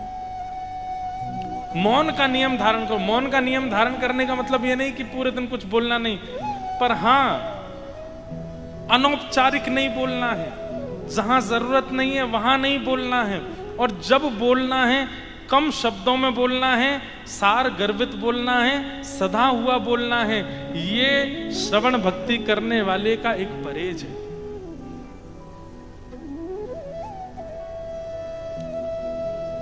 ध्यान से सुनो, इधर देखो सब लोग। यदि इस परहेज का पालन आप नहीं करते, मौन नहीं रहते हैं, श्रवण भक्ति में दिक्कत होगी। 3 घंटा तो निकाल लोगे आप कथा के, लेकिन उसके बाद मनन भी मौन में ही हो सकता है, बोलते हुए मनन नहीं हो सकता। मौन एक नियम बना लीजिए मौन रहने का, और मौन रह करके कुछ बोलना नहीं है कुछ। अच्छा एक बात और बोल रहे हैं, आजकल वैसे महाराज जी मौन बहुत सहज हो गया, सब मौन रहते हैं। क्यों? अब ये बोलते हैं हमारे हिसाब से अब यहां से मौन नहीं, इससे मौन हो जाओ, क्योंकि ये वाला मौन अब टूट चुका है। कई लोग, नासिक में दत्त धाम में कथा थी, तो महाराज जी की आज्ञा से हम गए वहां, तो वहां मौन का नियम होता है, पूरे दिन मौन रहो। तो मौन तो रहते थे, लेकिन दीदी को, भैया को, मम्मी को और जो मित्र थे उनको सबको खूब लिख लिख के भेजते। एक दिन मन में आया कि ये काय बात का मौन, अपनी सारी बात तो हमने भेज दी, वृंदावन तक सुना दी, लिख लिख के बोल दी सबको, ये मौन कैसा? एक हमारे वृंदावन में एक महाराज जी हैं, महाराज जी नहीं है तो सदगृहस्थ, वो महाराज जी चातुर्मास में मौन रहते हैं, सूर्यास्त के बाद भी मौन रहते हैं, और भी उनके 2-3 नियम सब बता दिया तो उनको पता चल जाएगा मेरी बात कर रहा है, सब नहीं बताऊंगा। मौन रहते चातुर्मास में। लेकिन महाराज जी उनके सामने अगर कोई उनके अनुकूल प्रतिकूल कोई काम कर दे तो उसको कहते हैं ऊपर एक पर्चा लेंगे, उस पर गाली लिख के उसको देते हैं। ये मौन काय बात का? आपने बोला नहीं, लेकिन आपके मन में जो स्वर आया था वो आपने लिख के बता दिया किसी को। किसी को आदेश देना है, किसी को प्रत्युत्तर देना है, किसी को कोई नियम समझाना है, किसी को कुछ सद्भाव बताना, उसके लिए बात ठीक है। पर आपने कहा कि महाराज जी कह रहे हैं मौन रहो, लेकिन व्हाट्सएप तो चालू है, वहीं चलते रहे। बगल में बैठा है व्यक्ति, उसी को कह रहे हैं मेरा मौन है, मैंने कथा में नियम लिया है, श्रवण भक्ति में मौन रहना चाहिए। ए सुन, तू चाय बना ला मेरे लिए। बोल नहीं रहे लेकिन मैसेज कर रहे हैं। मौन मतलब मौन। मौन का सीधा उत्तर है कि संसारी व्यवहारी चर्चाओं से थोड़ी देर के लिए अवकाश देकर के केवल भगवत चर्चा, भगवत स्मृति, वो है मौन। हम तो एकादशी के लिए भी कहते हैं कि एकादशी में लोगों ने अन्न का त्याग किया, नियम भी शास्त्रों में यही बताया गया। परंतु अन्न का त्याग करना बड़ी बात नहीं रह गई है। आजकल के बच्चे सो के 11 बजे उठते हैं, स्नान ध्यान करके 1 बजे नीचे उतर के आते हैं, 3 बजे भोज। आधे दिन का तो वैसे ही व्रत हो गया उनका, आधा दिन का तो वैसे ही उनका अवकाश हो गया, कोई बड़ी बात नहीं है। इसका परहेज करके दिखाओ, एकादशी मानी जाए आपकी। एक एकादशी पे ये नहीं चला मैं। अभी श्रावण आने वाला है, श्रावण के सोमवारों पर लोग व्रत करेंगे। सोमवार के दिनों पर शाम को अभिषेक करते हैं महादेव का। श्रावण के सारे सोमवारों तक इंटरनेट का अगर त्याग कर दिया जाए तो हो सकता महादेव अंतिम दिन प्रकट हो जाए। वाह तेने क्या किया, ये तेरे जैसा त्यागी कोई नहीं इस संसार में। तूने व्हाट्सएप नहीं खोला, इंस्टाग्राम तूने स्क्रॉल नहीं किया, तेरे अंगूठे जीवित कैसे हैं अभी तक?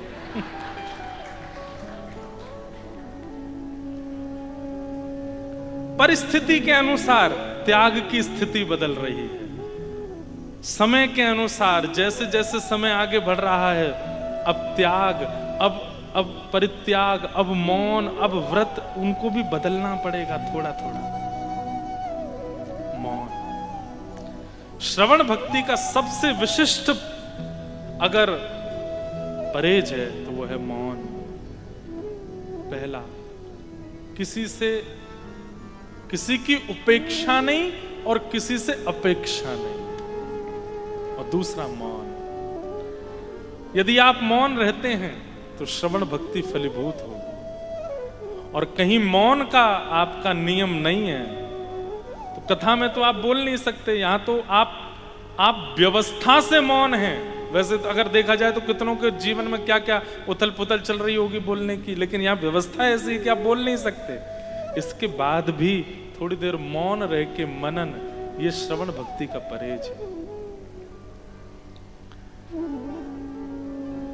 और तीसरा, निरपेक्षम मुनिम शांतम। आप कहोगे मौन और शांत तो एक ही बात है। देखिए, मौन में मुख नहीं बोलता पर मन बोलता है। मौन में मुख नहीं बोलता पर बुद्धि बोलती है। मौन में मुख नहीं बोलता पर भीतर बहुत वार्ताएं प्रकट होती हैं। पर एक स्थिति ऐसी आ जाए कि अब भीतर भी कुछ नहीं प्रकट होता है, शांत है। अब ज्यादा, जैसे कई लोग होते हैं ना, ये डिप्रेशन का कारण है। बोलते नहीं है लेकिन मन में सोचते हैं, सोचते सोचते सोचते सोचते सोचते सोचते इतना सोच कर लेते हैं कि डिप्रेशन, एंजाइटी और ना जाने कितनी सारी फिर बीमारियां आ जाती हैं। मन ही मन में पहाड़ बना लेते हैं बहुत सारे। वह ना होना, उसको शांत कहते हैं, शांतम।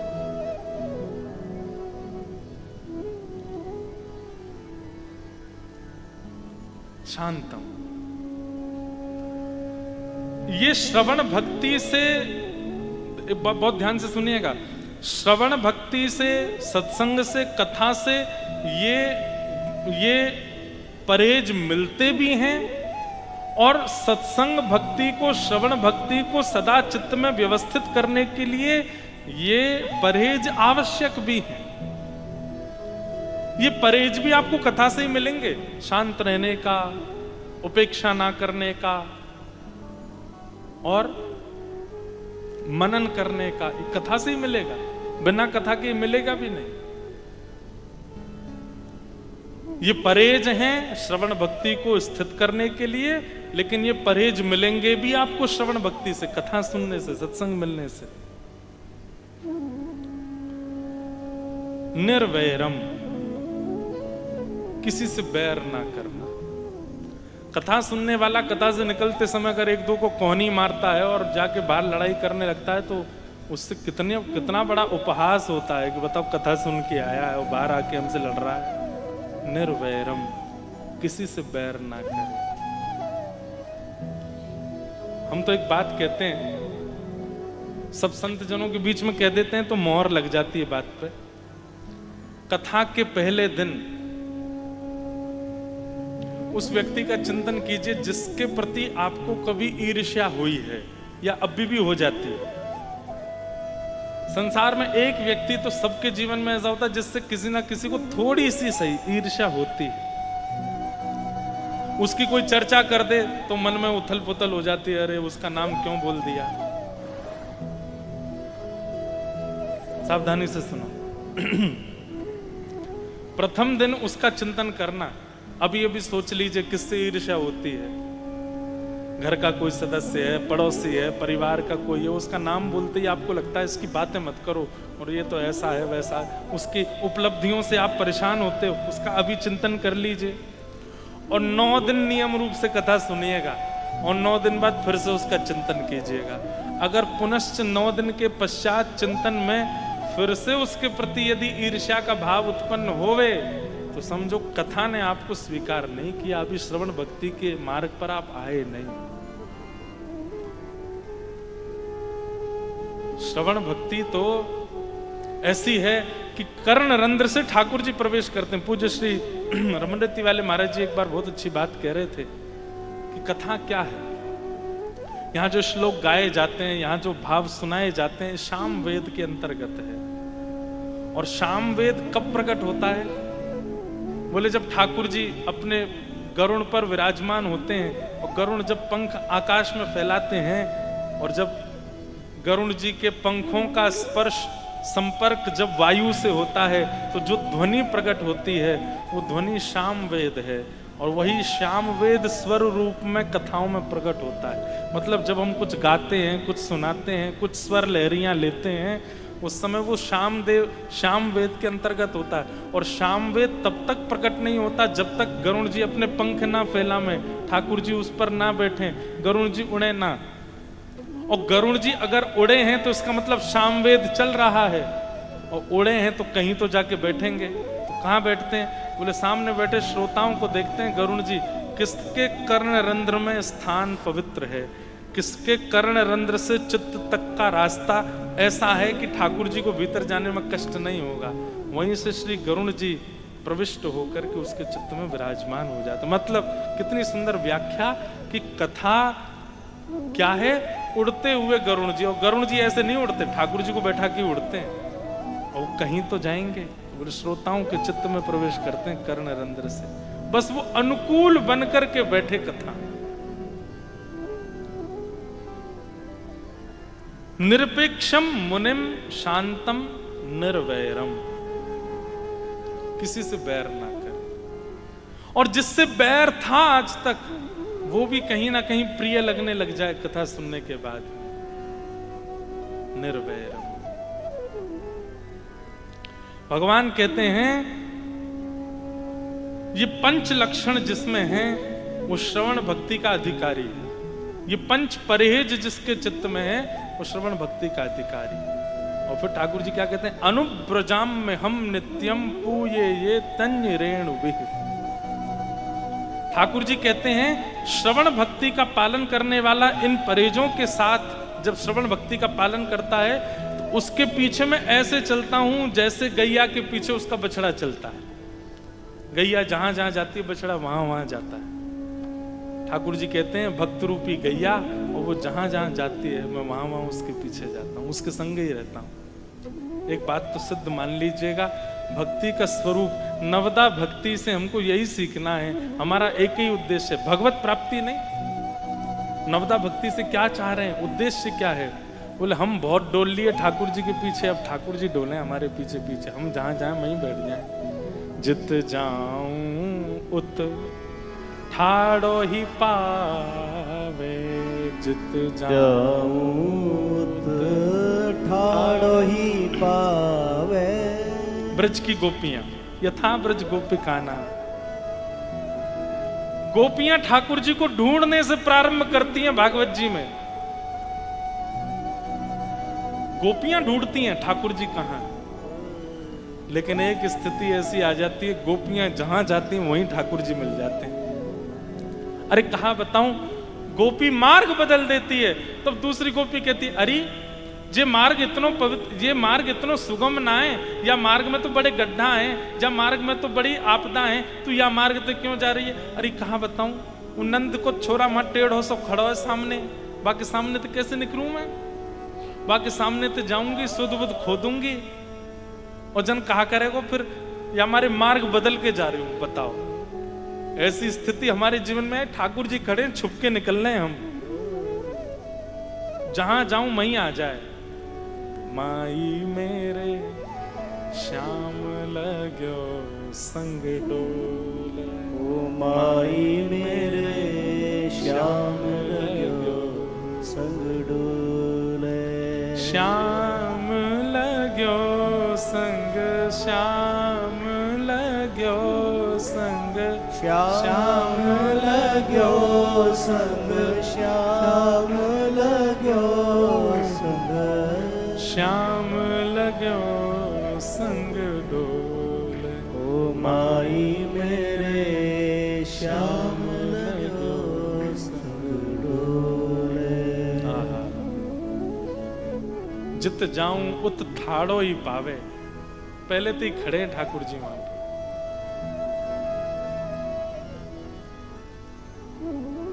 गोपियां दही का दान लेकर के जाती हैं मथुरा, दही लेके जाती हैं बेचने के लिए प्राचीन भारत में। और ठाकुर जी के समय पे ब्रजवासियों पे और कोई काम नहीं है, गौरस निकालती हैं उसको, फिर दही बनाती हैं, छाछ बनाती हैं, मक्खन बनाती हैं, उसको बेचने जाती हैं। ठाकुर जी मार्ग में ही खड़े हो जाते हैं, वो मार्ग में आकर के एक नाकाबंदी जैसी बना देते हैं, जैसे टोल गेट होते हैं टोल टैक्स वाले, ऐसे ठाकुर जी एक डाल ऐसी झुका करके पल्ली तरफ मधुमंगल खड़े हो जाए पकड़ के। गोपीन से कहें कहां जा रही हो, बोले मथुरा जा रही है, दिखना रो बेक बेक काजे दही। ठाकुर जी बोले भैया दान दे के जाओ और निकल जाओ, या मार्ग को कर दो, टैक्स दो। गोपी कहें तुम्हारे पिताजी को मार गए। ठाकुर जी कहें नंद बाबा उनते पहले मेरे पर बाबा, उनते पहले मेरे पर बाबा, उनने ही चल चल के पगडंडी ते ये मार्ग बनायो, या हमारे मेरो अधिकार है या को कर लेवे को। मेरे घर के मार्ग पे जा रही हो, मेरे घर के द्वारा बनाए गए मार्ग पे चल रही हो, कर तो देना पड़ेगा। गोपियां राह बदल बदल के जाती हैं, लेकिन ठाकुर जी पहले से ही ढूंढ लेते हैं कौन सी रास्ता ते जा रही, वहीं पहुंच जाते हैं। फिर ठाकुर जी मांगे दही को दान, ठाकुर जी दान मांगे। हमारे नाना जी सुनाते थे एक पद चंद्रावली का, नंद लाडले ने घेर ले, नंद लाल ने घेर ले। सखी बता रही है दूसरी सखी को, अरे तो को विलंब कैसे है गो, बोले नंद लाडले ने घेर ले, नंद लाल ने घेर काय को, बोले दान मांगे दही को। तो दूसरी सखी के एरी इतनी सबरी सखी जामे वा मार्ग ते दही बेकवे के काजे, तो ये काय को घेरे लाला। बोले मैंने भी बात यही पूछी, पीछे वो सखी आ रही है, आगे वो गोपी गई है लाला, तेने उनते तो कछु ना की, तुम मोये काय को घेर ले।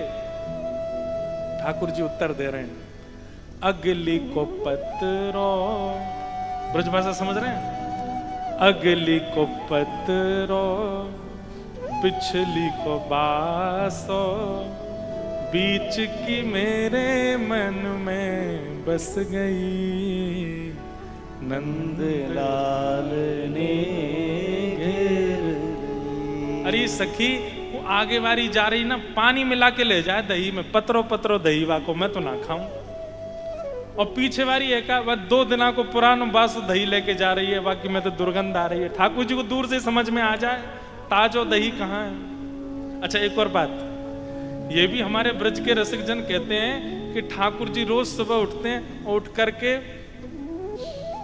श्वास लें जोड़ते, और वह श्वास में कहा देखें कहाँ ते सुगंधी आ रही है नए नए मक्खन की, वहीं जामेंगे चुरावे, बासों कुछ मक्खन ना चुराम। यही हमारे तो नवनीत प्रिय हैं, नयो नयो मक्खन चाहिए ठाकुर जी को। इसका मतलब क्या है, इसका अभिप्राय क्या है? रोज की चली आ रही है वही नियम है, सवेरे इतने बजे उठाए दो, यहाँ तिलक लगानो, ये से चंदन लगानो, कोई परिवर्तन नहीं सेवा में, कोई नवीनता नहीं, कोई नवीन भाव नहीं। वो जैसे करते आए बस उठा के धर दिए, आरती कर दी, अगरबत्ती जला दी, चले गए। ठाकुर जी कहें कछु नयो तो करे ही ना है, कछु नवनीत तो देवे ही ना है, कहा करूं या क्या। वहां से ठाकुर जी चले ही जाते हैं, प्रतिमा रहती है बस वहां पे। ठाकुर जी कहाँ विराजते हैं? जहां पे अर्चक गोपी की तरह रोज नवीन नवीन भाव प्रकट करता है, नवीन नवीन कुछ योजना बनाता है। ठाकुर जी भी चौंकने मन में विचार कर आज कहा करेगो जन, आज कौन सी नई स्थिति में लावेगो, आज ऐसो कहा बना के मुझको पधरावेगो। नवीनता ठाकुर जी को प्रिय है, नयो नयो प्रिय है। अगली को पत्रो पिछली को बासो, बीच की मेरे मन में बस गई, नंदलाल ने घेर लई। अरे सखी फिर तेने कहा कियो? बोले मैंने कहा कियो लाला चतुर मने मैं बातें बड़ी चतुर। मैंने की लाला तेरे हाथन में गोबर लग रहा है, तेरे हाथन में मिट्टी लग रही है, तू या इन हाथन में कैसे दही लेवेगो? कछु पात्र लेके आयो घर ते? ठाकुर जी के ना पात्र तो नहीं लायो, पात्र लेके आ, पात्र की व्यवस्था कर। पत्रो दही ना है, बासो दही ना है, ताजो दही है, तो याके काजे पात्र भी तो अच्छा होना चाहिए। ठाकुर जी बोले अब कहाँ जाऊं, कहीं जाऊंगा तो तू भाग जाएगी, तो छोड़ के ना जाऊंगा मैं। तो चंद्रावली के मैं यहीं ठाड़ी हूं लाला, एक काम कर। बोले कहा जो तू कान्हा दही को भूको, तोड़ला पतुआ तो प्या दूंगी दही। लाला ये देख खूब सुंदर वृक्ष लगो, ऐसे बड़े बड़े पत्ता है आके, ऊपर चढ़ जा, एक पत्ता तोड़ ला, पत्ता को दोना बना के भाई मैं दही दे दूंगी तो को। ठाकुर जी बोले हम वे सखी सही कह रही है, ऐसे बड़े बड़े पत्ता या में तो खूब सारो दही आ जाएगा। सोई ठाकुर जी ने अपनी धोती ऊपर खोची, एक फेंटा बांधो, और महाराज जैसे ही ठाकुर जी ऊपर चढ़ गए पत्ता तोड़वे के काजे। सखी तो कह रहे सखी कौन सा पत्ता बढ़िया लग रहा हो बता, गोपी वही पत्ता तोड़ के लाऊंगो। सखी बोली अच्छा फिर खावे हो? बोल फिर का 80 हाथ जब चढ़ गयो कान्हा। जब ठाकुर जी 80 हाथ ऊपर चढ़ गए और नीचे पूछने लगे एरी गोपी बता कौन सा पत्ता तोड़ के लाऊं? सींग दिखा गई चंद्रावली गुजरी। नीचे तो बोली ले ले पत्ता, चढ़ रहे ऊपर, और महाराज दही लेके भाज गई गोपी माते। और ठाकुर जी जब तक नीचे आते तब तक तो भाज के महाराज माने पहुंच गई अपने स्थान पे। नंद लाल ने घेर, अभी पता है क्या है, हम घेर के बैठे हैं ठाकुर जी। भक्ति की प्रधानता ये नहीं, भक्ति तो तब जानो जब ठाकुर जी घेर के बैठ जाएं आप। जित जाऊं उत ठाड़ो। जितने भक्तों के चरित्र आप सुनते हैं उनने ठाकुर जी को घेरने से शुरू किया, लेकिन एक स्थिति ऐसी आई कि ठाकुर जी ने वो घेर ली। गोसाई श्री विठलनाथ जी गोवर्धन से मथुरा जा रहे हैं और ठाकुर जी से निवेदन करके जा रहे हैं कि जय जय मैं शाम तक आए जाऊंगा। जैसे ही गोसाई जी बाहर निकलने लगे ठाकुर जी व्याकुल हो गए। और महाराज जी वर्णन करते हैं कि बाहर गोसाई जी जैसे ही बैलगाड़ी पर विराजे या जो भी साधन था उस पर बैठे तो ठाकुर जी मंदिर के गर्भगृह की खिड़की पे आके खड़े हो गए, और जैसे एक छोटा बालक अपने कभी पिताजी जा रहे हो, माताजी जा रहे, उनको देखता है और उनको रोकता है ना, और रोक ऐसे भावुक हो जाता है। ठाकुर जी ऐसी टेर लगा करके पूछ रहे हैं, गोसाई जी जल्दी आ जाइयो, मुझको तुम्हारी बहुत याद आवेगी, जल्दी लौट आइयो, मैं तुम्हारे बिना कैसे मेरा मन लगेगा, जल्दी आ जाइयो। गोसाई जी ये देख करके इतने भावावेश में चले गए कि ठाकुर जी को थोड़ी देर के लिए हम जा रहे हैं, उन्हीं के कार्य से जा रहे हैं, इतना प्रेम ठाकुर जी का कि हम जा रहे हैं और ठाकुर जी व्याकुल हो रहे हैं।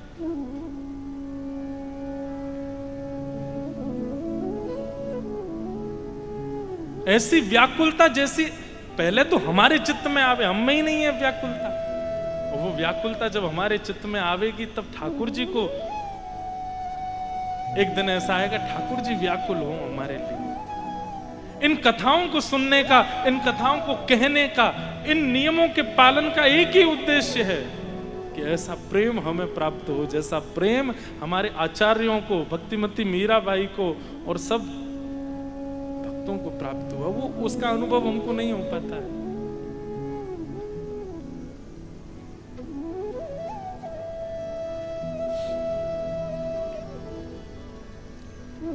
ऐसा प्रेम प्राप्त हो तो नवदा भक्ति का यही नियम लेकर के आपको जाना कि इन 9 दिनों के भाव से आपके चित्त में ऐसा प्रेम प्रकट। तो श्रवण भक्ति के आचार्य श्री सुखदेव जी महाराज, परीक्षित जी महाराज, श्रवण भक्ति के ठाकुर महाप्रभु श्री जगन्नाथ जी।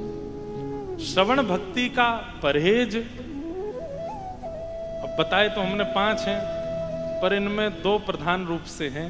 पहला मनन और दूसरा मौन। ये 2 ये श्रवण भक्ति के परहेज हैं। इनका आप पालन करो। आप परहेज करना प्रारंभ कर दो। परहेज से भी कई बार बिना औषधि लिए भी बीमारी चली जाती है। आप परहेज करना, मनन मौन शुरू कर दो, अपने आप भक्ति जीवन में प्रकट होने लग जाएगी। ऐसी नवदा भक्ति के प्रथम। अच्छा, कलयुग में श्रवण भक्ति किसके चित्त में है? अब ऐसे तो बहुत नाम आ जाते हैं, बहुत नाम हैं, परंतु कहीं ना कहीं लगता है कि जब ये वाला श्लोक बोलते हैं ना, पूये ये तन्य रेणु भी, ठाकुर जी कहते हैं कि जो इन 5 नियमों में है, मैं उसकी चरण रेणु अपने सिर पर लगाता हूं। ठाकुर जी रेणु धारण तो केवल गौ माता की करते हैं, और गाय में सबरे लक्षण है। गाय मनन भी करती है, गाय मौन भी रहती है, गाय उपेक्षा भी नहीं करती, गाय अपेक्षा भी नहीं रखती, किसी से बैर नहीं रखती और शांत रहती है। ये 5 लक्षण गाय में है, गौ माता ही है। हम में से तो कोई नहीं है जिसमें ये 5 लक्षण हो। इसलिए कलयुग में गौ माता है जिसके अंदर श्रवण भक्ति है। हमने महाराज जी अनुभव किया, इसलिए बोल रहे हैं। अपने जीवन के उस काल में जब कथाएं नहीं होती थी, प्रारंभिक समय में, तब हमने बहुत लंबे समय तक गैया कोई कथा सुनाई है। अपने वृंदावन में गौशाला में रोज जाते, तो वो भी नाना जी की आज्ञा थी। गौशाला में जाकर के खूब गैयाओं को कथा सुनाते, बीच में तखत लगा के बैठ जाते गायों के, और वहीं पर नंदोत्सव करते, वहीं पर ही गोवर्धन पूजा करते। कितनी गैयाओं के तो बछड़ा बछियाओं का जन्म कथा में हुआ। कितनी गौ माता जो वृद्ध हो जाती थी, वो भगवत धाम कथा में ही उनका जाना होता था। बहुत लंबे समय तक गैयाओं को कथा सुनाई, और जब गैयाओं ने पास कर दिया तब आपके बीच में कथा सुनाने आए। और यही हमारे गोवत्स महाराज जी, आपने भी खूब गायों को कथा सुनाई, और गैयाओं की सेवा करते करते आज पूरा विश्व श्रवण कर रहा है, क्योंकि श्रवण भक्ति की कलयुग में आचार्य गौ माता। कभी अगर लगता हो कि हमारे भाव जगन्नाथ जी भी नहीं सुन रहे हैं, तो गौशाला में जाके गैया को सुना देना। अरे कभी महादेव के मंदिर में भी जाते हैं ना, तो वहां भी नंदी ही बैठे हैं बाहर। महादेव को नहीं सुनाया जाता, नंदी के कान में ही बोलते हैं लोग, सुना है मैंने ऐसा। वहां उनको सुनाते हैं तब जाते हो। इसका मतलब क्या है? इस कलिकाल में भी यदि श्रवण कोई कर रहा है तो गौ माता। ठीक उसी प्रकार भैया यहाँ बताई गई भाव जो है ये परहेज है, और कथा जो है ये औषधि है। औषधि लो और संग में परहेज करो, तब रोग निवृत्त हो। और रोग की निवृत्ति मैंने बता ही दिया है कैसे पता करना है कि रोग निवृत्त हुए कि नहीं। दोष आपका संग बिना आपके प्रयास से छोड़ दें। कोई सिगरेट पीता था, कोई तंबाकू खाता था, कोई किसी के प्रति ईर्ष्या रखता था, किसी के प्रति लोभ रखता था, ये जितने भी दोष हैं संसार के, ये बिना प्रयास के केवल कथा सुनने से अनायास ही छूट जाएं। तब समझना कथा ने आपके ऊपर प्रभाव किया है। आपने कथा को नहीं सुना, कथा ने आपको स्वीकार किया। और 7 दिन बाद भी वैसे ही रहे जैसे 7 दिन पहले थे। लेकिन एक बात बोले, इसकी हम गारंटी दे रहे हैं, कुछ तो बदलाव आएगा। ज्यादा ना ही आवे, 1% ही आवे, आएगा जरूर। इतना तो हमें हमारी भागवत जी पे विश्वास है। भागवत की कथा में इतनी सामर्थ्य तो है, थोड़ा ही सही बदलाव तो करती है जीवन में। और कोई अनावृत सुनता रहे समय समय पर, तो धीरे धीरे परिवर्तन आने लग जाते हैं अनायास। तो भागवत का अधिकारी कौन? जिसके हृदय में मात्सर्य दोष नहीं। तो पहले बताया भागवत का विषय, फिर बताया भागवत का अधिकारी, अब बताया जा रहा है कि भागवत सुनने से हमारा संबंध किससे होगा। तो वैद्यम वास्तवमत्र वस्तु शिवदम, वस्तु प्रस्तुत वेणुनादल हरि निर्वाण निर्व्याकुलम, स्रस्तः स्रस्त निबद्धनी विविलशद गोपी सहस्त्रावृतम, हस्तन्यस्तन ताप वर्ग मखिलोदारम किशोराकृति। कथा सुनने के बाद में श्याम सुंदर अपने लगने लगेंगे, प्रिय लगने लगेंगे, उन्हीं से ही प्रीति हो जाएगी। मैं तो अपनी कथा में कहा करता हूं बंधुओं, भागवत की कथा सुनने के पीछे उद्देश्य क्या है आपका? कहीं सस्ती पॉपुलैरिटी तो नहीं कि हम कथा करा लें, हमारा थोड़ा नाम हो जाए। कहीं कोई और उद्देश्य तो नहीं, कहीं पितरों की मुक्ति तो नहीं, कहीं दुखों से निवृत्ति तो नहीं। अगर इन सब भावों से आप कथा सुन रहे हैं तो आपसे हाथ जोड़ के क्षमा मांग रहे हैं कि आपके दर्द तो सिर में हो रहा है, दवाई पेट दर्द की खा रहे हो, दर्द ठीक नहीं हो। ये सारी क्रियाएं भागवत सुनने से संपन्न नहीं होंगी। भागवत से तो केवल एक ही चीज मांगो, क्या? श्री कृष्ण हमारे हो जाएं बस। यदि आपने ये मांगा तो भागवत जी निश्चित यही वस्तु दे देंगे। बाकी आप और किसी साधन को मांगने के लिए भागवत जी के पास आओगे तो आपकी वो मनोकामना पूरी नहीं हो पाएगी। यहां पर भागवत तो केवल ठाकुर जी को प्रदान करती है।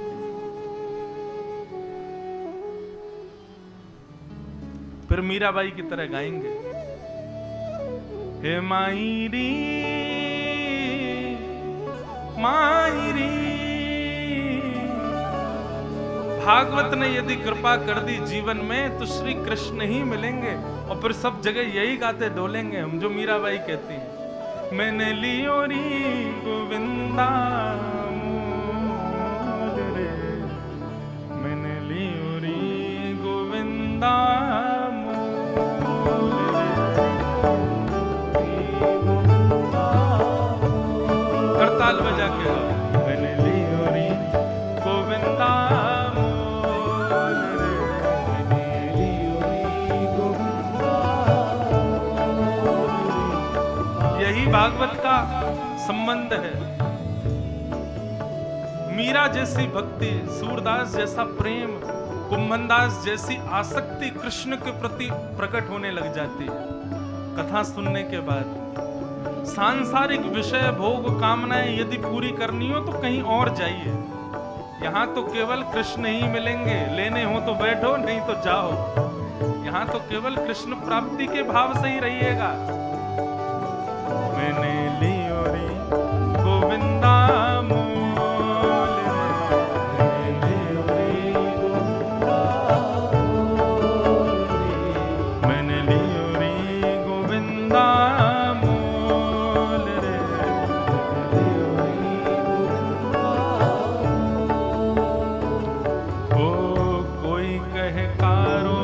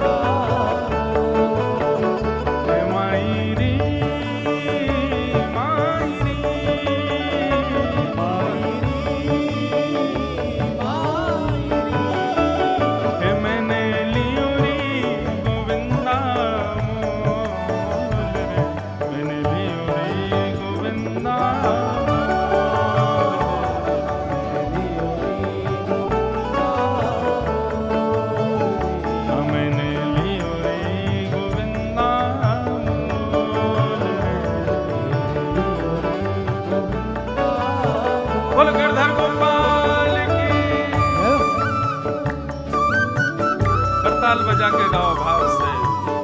देखो थाली बढ़िया है, भोजन बढ़िया, थाली अच्छी ना हो तो, ऐसे ही कान बढ़िया दिए, बाली अच्छी ना हो तो, इतना बढ़िया कीर्तन मीराबाई का चले, ताली ना हो तो आनंद थोड़ी आवे।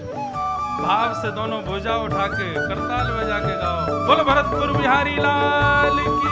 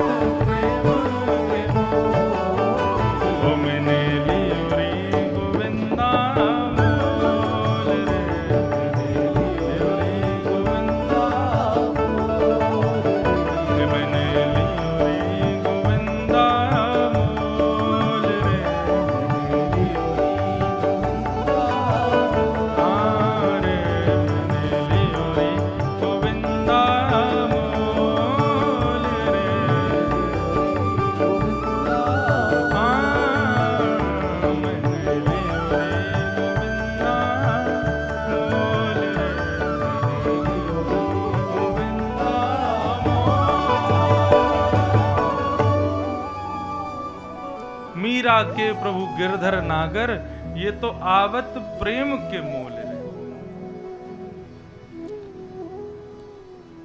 यही बात समझानी है जो अंतिम पंक्ति है मीराबाई की, कि वैद्यम वास्तव मत्र वस्तु शिवदम, भागवत केवल और केवल कृष्ण से कृष्ण की प्राप्ति करा सकती है।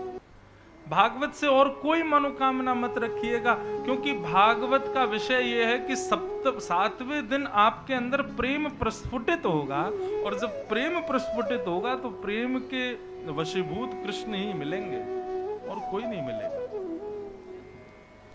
इसलिए भैया भागवत से और कोई कामना मत करना। आप और किसी कामना मनोकामना से बैठना भी नहीं यहाँ पे। यहाँ तो केवल यही हमारे जीवन में सुख आए, दुख आए, आपत्ति विपत्ति कुछ भी जीवन में आ रही है, सब हम सह लेंगे नाथ, बस कृपा ये कर दो प्राण निकले उससे पहले पहले आप हमको दिख जाओ एक बार बस। ये जितने लोग प्राण त्यागने के बाद दर्शन की अभिलाषा रखे बैठे हैं ना कि हम मरने के बाद भगवान से मिलेंगे, इन्हीं को ही नहीं मिलने वाले भगवान। इसलिए भैया अभी जीवित हो, कब तक जीवित हैं कुछ पता नहीं है, इसलिए अभिलाषा ये रखो कि एक बार बिहारी जी हमको प्रत्यक्ष दिख जाएं बस, और हमारी कोई अभिलाषा नहीं। इस अभिलाषा से, इस मनोकामना से आप इस पंडाल में बैठिए, भागवत जी आपकी ये मनोकामना पूरी कर देंगे। और ये मनोकामना पूर्ण हो जाए तो फिर और चाहिए क्या? ठाकुर जी प्रत्यक्ष दिख गए, उसके बाद क्या अभिलाषा रह सकती है हमारे हृदय में? कोई नहीं। हम सत्य बता रहे हैं, अपनी बात कहेंगे तो ऐसा लगेगा कि आप लोग की ये अपनी प्रशंसा कर रहे हैं, अपनी ना कह के हम श्री भरत जी की बात बताएं। भरत जी जब राम जी से मिलने के लिए वन में जा रहे थे, राम जी को वापस लाने के लिए, तो निषाद राजगु जगह जगह बताता हुआ चलता था, ये गांव आ गया। तो जैसे ही कोई नए गांव में जाते हैं ना, तो भरत जी कहते हैं यहाँ के नगर देवता, इस गांव के देवी देवता कहाँ हैं? तो निषाद राजगु उनको ले जाता एक वृक्ष के पास, उसके नीचे देवी देवता बैठे होते। तो भरत जी महाराज घंटों घंटों बैठ करके उनकी पूजा करते, फिर वहां से उठते प्रणाम करके आगे जाते, दूसरे गांव में पहुंच गए, वहां के देवी देवताओं को प्रणाम करते करते करते प्रयागराज पहुंचे। प्रयागराज में जैसे ही संगम देखा, त्रिवेणी, यमुना, गंगा, सरस्वती तीनों नदियां मिल रही थी। भरद्वाज ऋषि बोले भरत जी, तीनों संगम, यहाँ तीनों नदियों के संगम में स्नान करके जो मनोकामना करते हैं वो पूर्ण हो जाती है। भरत जी वहां स्नान करते हैं और नेत्र सजल हो जाते हैं। तब निषाद राजगु और भरद्वाज ऋषि दोनों पूछते हैं, भरत जी आपने क्या मांगा? तो भरत जी कहते हैं, हम जितने गांव में होते हुए आए, जितने देवी देवताओं को पूछते हुए आए, अब प्रयागराज को भी पूछ रहे हैं, तो सब जगह कामना मनोकामना केवल एक रखी कि श्री राम जी और सीता जी के चरणों में मेरी भक्ति, मेरा प्रेम और बढ़ जाए, और कुछ नहीं मांगा। सब जगह बस मैंने यही मांगा कि जन्म जन्म रति बढ़े मेरी ठाकुर जी के चरणों में, और कोई कामना नहीं, मुझे और कुछ चाहिए भी नहीं। बस राम जी पहले से भी अधिक प्रिय मुझको लगने लग जाएं, श्री जानकी जी के चरणों में मेरी और निष्ठा बढ़ जाए, बस यही मांगा है मैंने, और कुछ नहीं मांगा। भरत जी के उस भाव को सुन के भरद्वाज जी के नेत्र सजल हो गए, और भरद्वाज जी ने वहां पर एक शब्द कहा। और क्या कहते हैं भरद्वाज जी? भरद्वाज जी कहते हैं, जीवन भर के तप का फल था राम दर्शन, और राम दर्शन के भाव का फल मिला भरत जी का दर्शन।